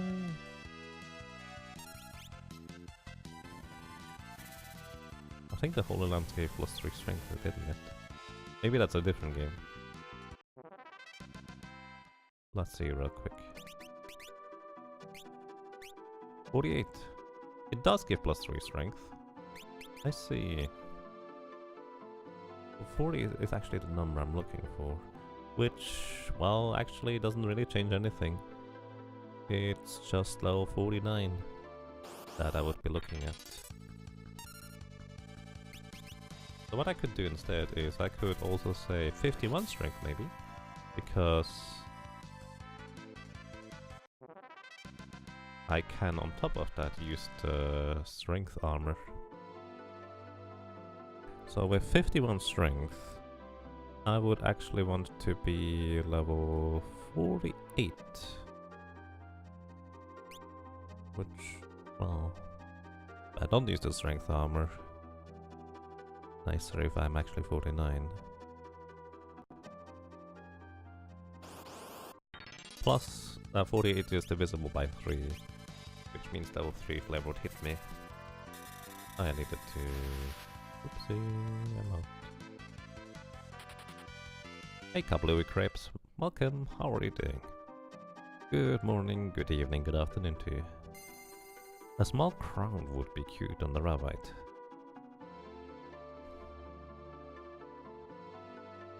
I see. Alright.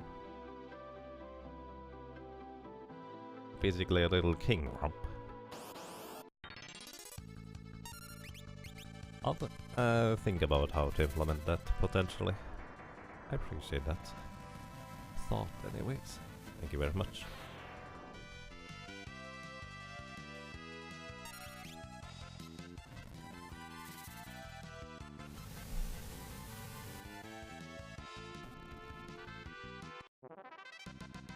Also, if I ever use a dagger, it would be the chicken knife, so I would have 37 agility, which is also actually kind of relevant for the thresholds.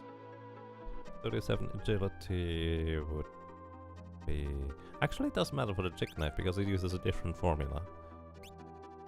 The dagger bug does not really apply here. Or just another color variation. Well, what kind of color would it be then? I was thinking maybe a rainbow color, but that icon is tiny.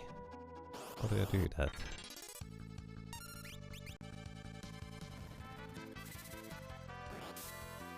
Doing good considering it's 4:30 in the morning. Oh wow. You want to sleep longer? What I try when I want to sleep longer and wake up way too early is I just put on something that is mildly interesting, so I don't want to put up anything else, but not interesting enough that it keeps me awake. And then just kind of close my eyes and don't move. The don't move part is kind of important, otherwise I'm going to get active. And sometimes I manage to fall asleep again. Either way, good morning to you. I hope you can find some rest sometime. That would be nice.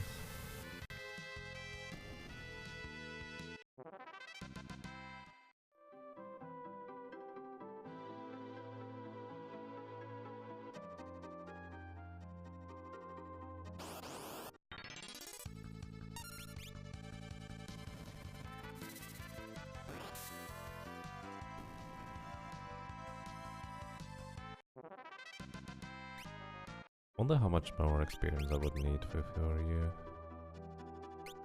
16,000 to get to level 46. Okay, this will probably take about another 15 to 20 minutes.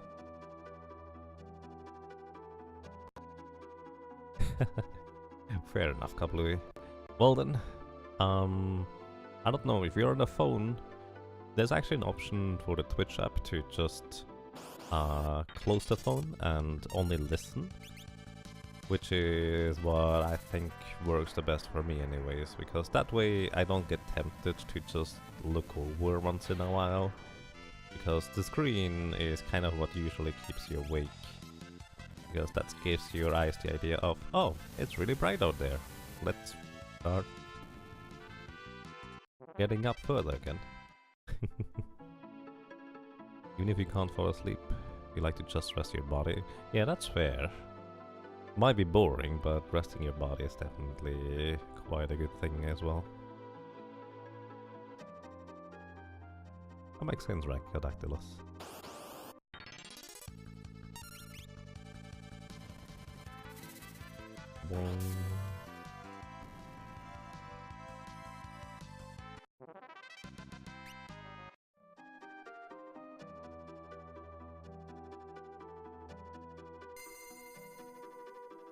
I see. Well then, I wish you good luck with trying to rest a bit longer, Kablooey.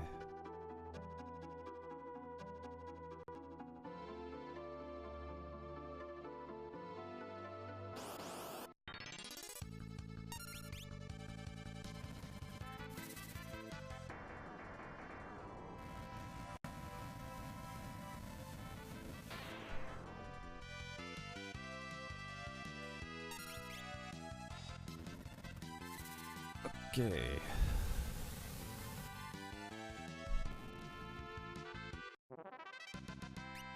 The nice thing about being higher level is also that I will have a much higher HP buffer.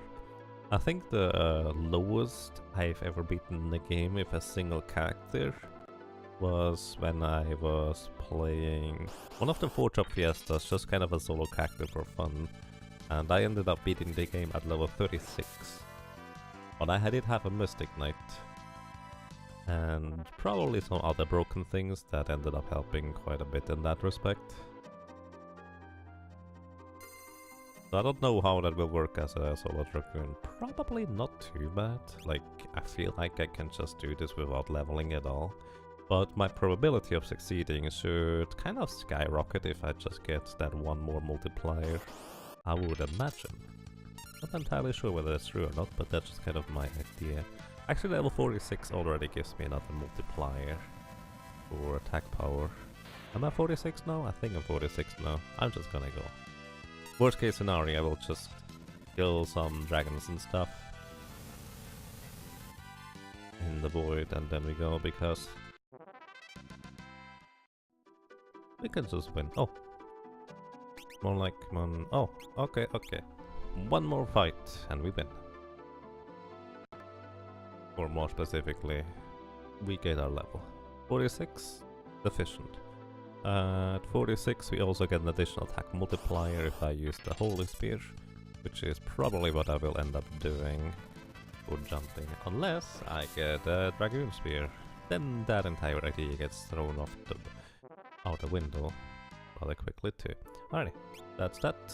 We're level 46, let's move on. I'm going to recharge my lamp here.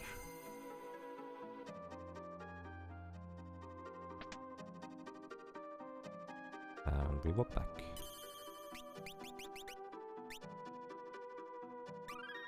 In 3 levels down here, and also a bit more information about the 3 mini enemies. Those 3 mini guys don't seem to be particularly dangerous in any capacity, so I feel like for future ones, those guys are not really worth my time visiting them, so to speak. I will probably just not do that anymore, unless I specifically want to get Meteor or the Time Mage, for example. There's just a Phoenix down there if I'm not mistaken.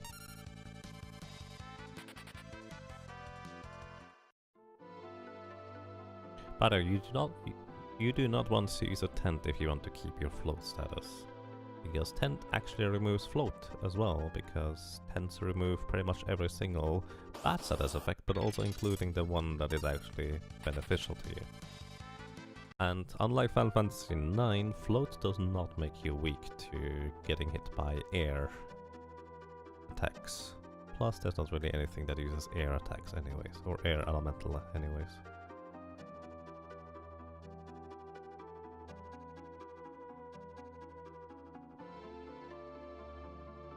So next up, don't forget to hit this switch. So you don't want to hit this switch on the way over because it removes the bridge on the right side, but it will also make the bridge on the left side appear, which is kind of what you want in order to get back outside.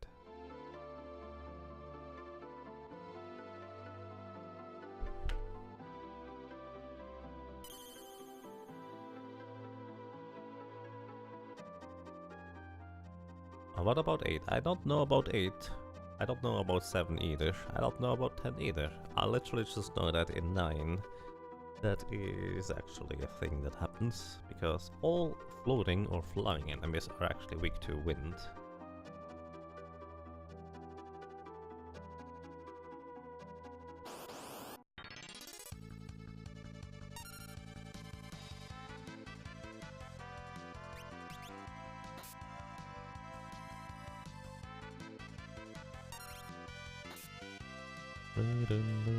We have to go.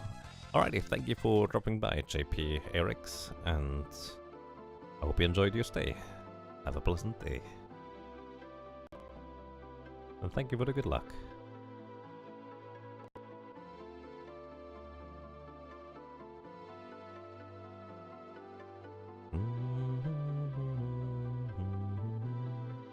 Alrighty, our last visit to Mirage Village, because we are just going to invest the remainder of the items into money and then subsequently elixirs that we have. I feel like I've been just kind of short on elixirs this entire run, more or less, so I feel like that is kind of the way to go. Plus, I do want to stock up on high potions first, just buy all the high potions I can. So for that we sell 2 wall rings, I only need 1 if anything. So the giant potion because we don't have use of it. Rune Edge we don't need, Enhancer we don't need, and Artemis Bow we don't need. We do have use for a coral ring still, but I will get another one along the way, so I'll just sell this one for money for now. Giant Dagger is 20,000 gold, that's actually pretty good. We only need 1 Aegis shield. Strength armor we keep, 2 potions we don't need. Bison Knuckles we sell. Flame shield we keep. Turtle shells we don't need. And that's pretty much it. stocking up high potions back to the max. And then buy 3 more elixirs. Alrighty, we have 10 elixirs, that is going to be sufficient.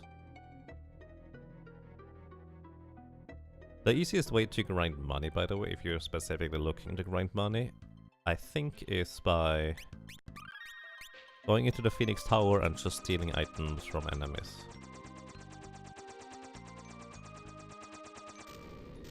Alrighty, and now we are finally going into the void. There's only one equipment piece that would potentially help me in various aspects if I had it.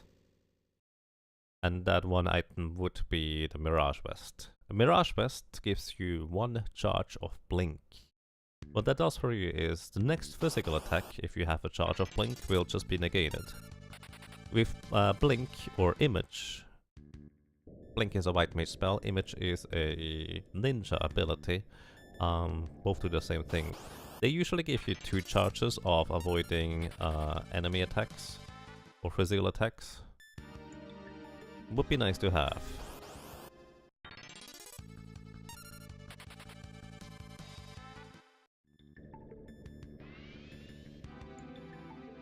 Mirage Vest gives you 1 charge of Blink, and there's a little bug that you can abuse in order to make stuff a bit nicer and easier. Because Mirage Vest, you cannot normally recast that Blink. However, if you just switch your weapons, like from right hand to left hand and vice versa, or just exchange the weapon or shield that you have, it will redo or give you that Blink charge again, which is quite nice as well. I think there is 1 elixir in the bottom left, if I'm not mistaken. Going to go out of my way to grab that.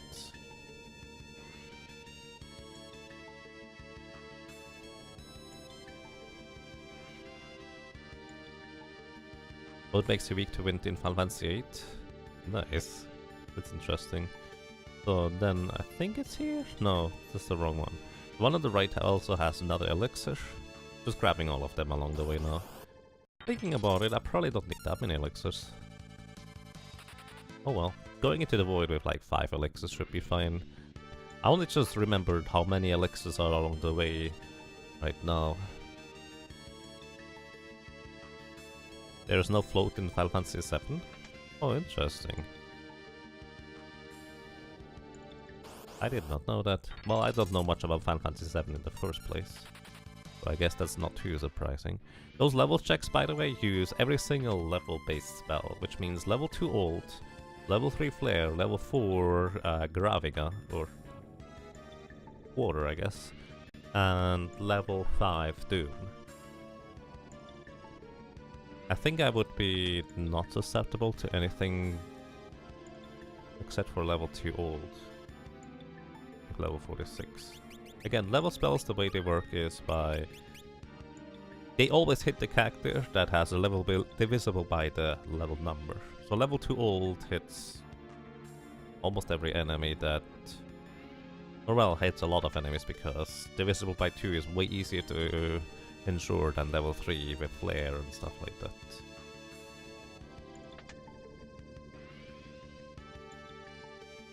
Big Guard in Final Fantasy 7 is the most broken though, it gives haste instead of float like in this game. Oh wow, that's pretty broken indeed. Another fun fact is that in Final Fantasy 8 float has time-based duration instead of turn-based duration. Oh, so it's like Final Fantasy 9 in that respect. Except in Final Fantasy 9 the animations are often so lengthy that time-based duration makes a lot of buff spells almost useless because they only last for such a short time. There's a few items along the way here that I'm not picking up. One of them is another enhancer sword. Here in this chest is a Lilith Rod. Lilith Rod, I think, absorbs MP from enemies. So, and here, I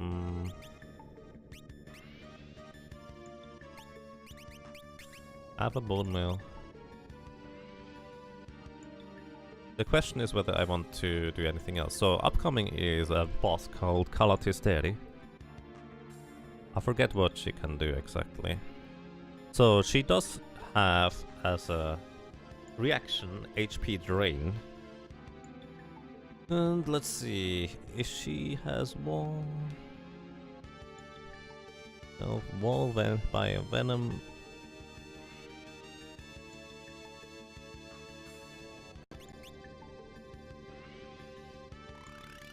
Oh, let's just see how this works out. She is not usually the most dangerous boss, but she can be really annoying. So I'm immune to stop because the haste from the running boots just prevents stop entirely. And I'm just gonna keep jumping actually, because this allows me to avoid damage simultaneously as to also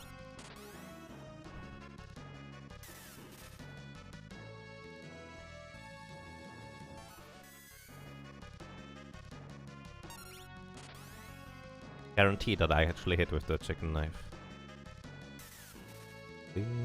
So, when you have wall, by the way, your AI script changes entirely.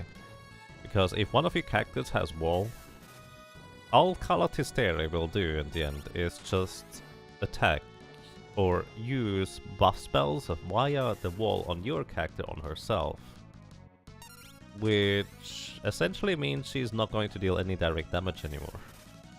Except for reaction to HP damage, which means she would use drain on you. But since I have bone mail, she wouldn't do anything. But it's just quite quicker to take her out with haste boots anyways. She isn't that strong.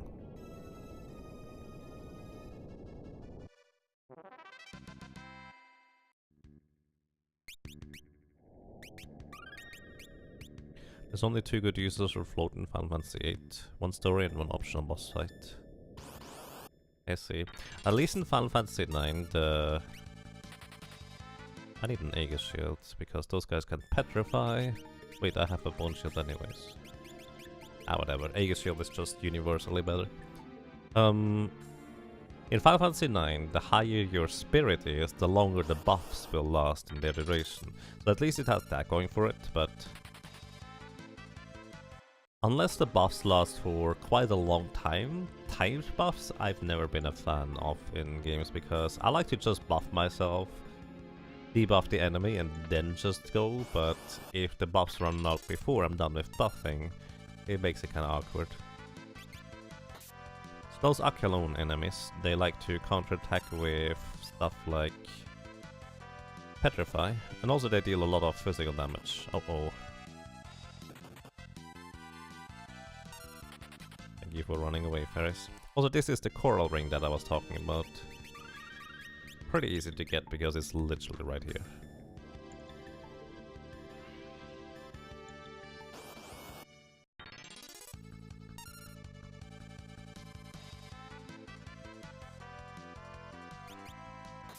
Those great dragons like to use earthquakes. Doesn't matter. Because I'm floating. Actually, I think their death counter might be earthquake. Either way, I'm going to get one more death reel real quick because I want to just demonstrate I can deal damage to this guy, because my very first spear that I got was... Never mind, I sold it. The trident would be lightning element, and you cannot deal any damage to this guy unless you somehow pierce his armor or attack his weakness. So I'm gonna die here. Because this is Omega, who is ridiculously strong. His delta attack deals a ridiculous amount of damage. He has too much defense for me to pierce through. If you try to attack him physically, he has like a...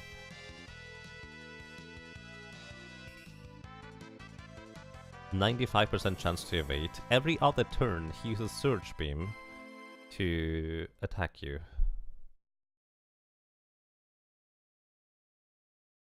Surge Beam costs you 50% of your current HP.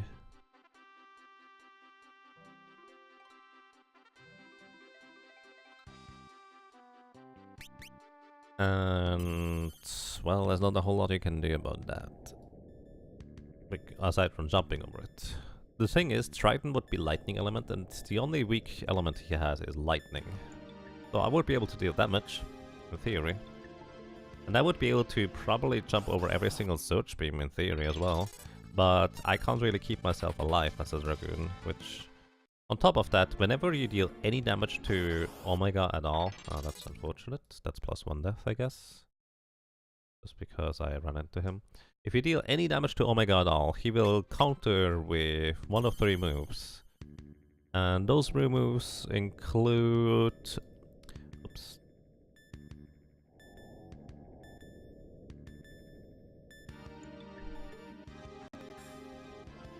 This is essentially an optional super boss, in case you're wondering.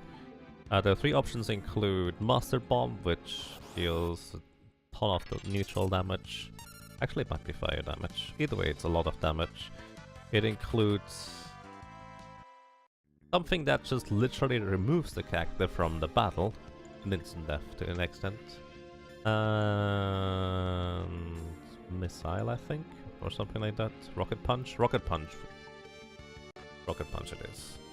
Alrighty. I think this guy is actually weak to Holy Element. Here we have the next boss, a Panda. He is weak to fire, I know that much. I think, however, he is also weak to Holy, if I'm not mistaken. Nope, he is only weak to fire, so I'm just going to jump with the chicken knife. So what a Panda does is, everything that Biblos does, he's just being really annoying. Also casts armor himself. Makes his fight basically twice as long. He also, unlike Biblos, he will start using Drain as a counterattack from the get-go. However, thanks to having haste boots, he can no longer slow me, which is kinda nice. Thanks to having a bone mail, his Drain will actually do the reverse effect. Thank you very much. And I'm actually going to not use the Aegis Shield for now, just so I have a higher chance of getting hit by Drain, which is good. Still use Wind Slash to pretty strong extent. And aside from that, Sonic Wave is kind of the worst thing you want to avoid, because that will make the fight even longer. The unfortunate thing is I don't know where I am in the AI script, so I'm not entirely sure what his next move is. So he just attacked. Last move he did was Sonic Wave.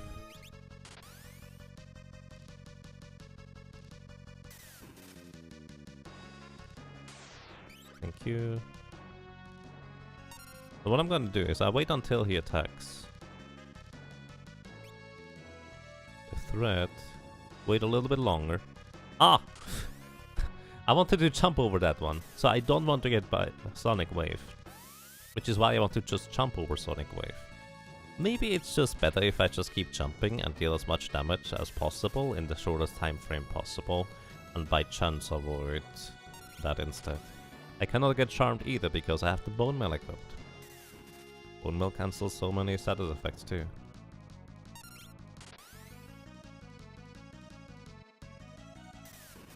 I should probably just kind of try to keep track of his thing. Magic Hammer is in the very first turn. Next he has the second turn. Never mind, he would have the second turn. Either way, a Panda is easy. As long as you know how to deal with him, or you don't have a particularly weak solo challenge class. We close the book in order to get back to where we were, because I'm going back to save before we move on.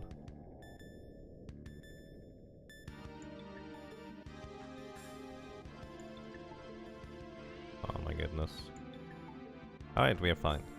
Whew. So. Panda, 0 deaths.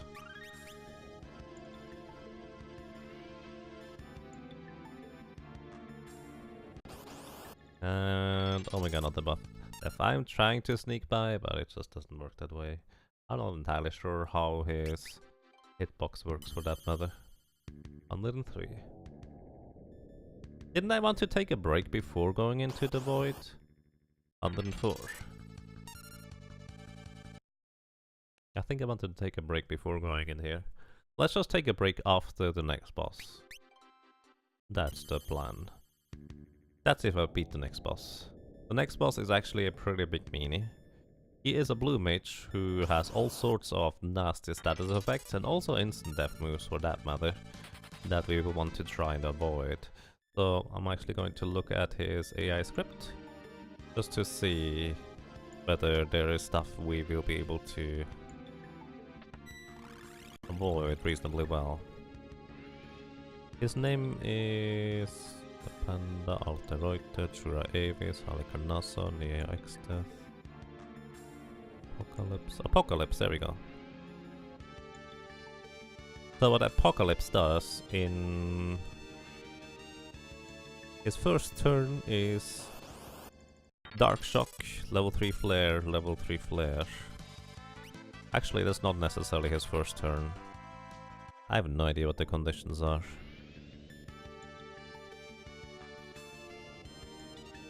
He has various conditions as to what he's doing when what. And I have actually no clue when he's going to do what. I guess we'll just figure it out. What's the ending of the 4-circle run? Where did I grind that? For the final endgame? Or earlier than that? Because there has been a few grinding spots for the 4 circles. For the final endgame, what I did is I equipped the guard ring on my characters, which gives you a regen in order to, well, just regenerate HP. And then I went into the pyramid with Thornlets and Earth Hammers on both characters. And then I went to the top of the pyramid where there is a little ramp that is always there, and then I just held up the D-pad button to just hold up. So basically the character would, outside of combat, just constantly walk up, get pushed down by the ramp and try to walk up again, and that does get you into combat. So I would just kind of get into combat by virtue of holding the up button. And since berserkers fight themselves, I didn't need to do anything else. There's haste juice on the right side of this area here. You want to pick them up. So those sword dances are pretty annoying because they can revive my allies to be undead zombies. I kind of would like to that not happen. Alrighty, so the biggest RNG boss mess thing that is in this entire game. Because this guy can use various abilities, among other things. He has like 27,000 HP. 27,900 actually, in fact. And he likes to use things that just cripple you by removing your levels, or alternatively, he can also use things that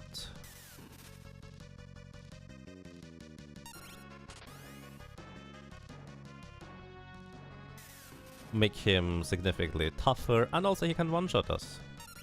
Because he has an attack that is called question mark, question mark, question mark, question mark, which deals damage equal to how much HP he has lost so far. So I'm actually going to equip the Aegis shields to have a chance to avoid getting hit by certain moves. So that's that.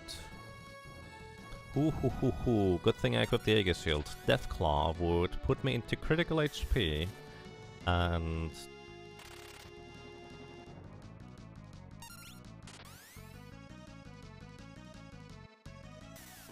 oh, level 2 ult actually would hit me.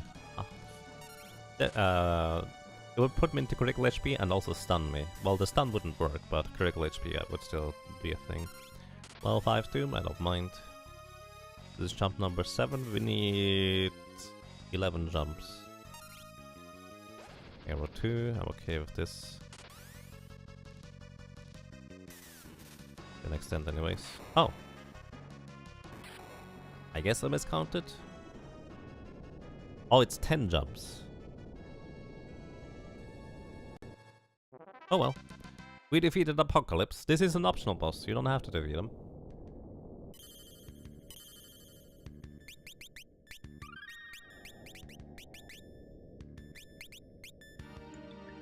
But he is easy enough to defeat that I just figured might as well do it. So, and this is the reason why I have Float. This guy here, all he does is cast Gravity 100 while I... Oh, I have the Guarding equipped. I need the Wall Ring, not the Guard Ring. So, all he does is use Gravity 100 while you're floating, and it can be reflected. Which is kind of nice.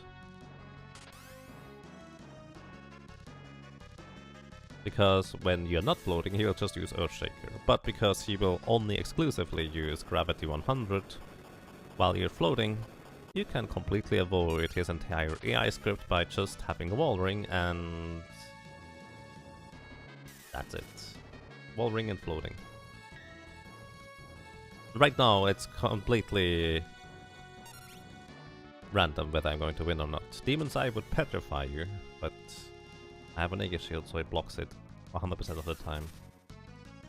He also only has 20,000 HP, so it's possible. Alrighty. Didn't happen, but it would be possible to defeat him.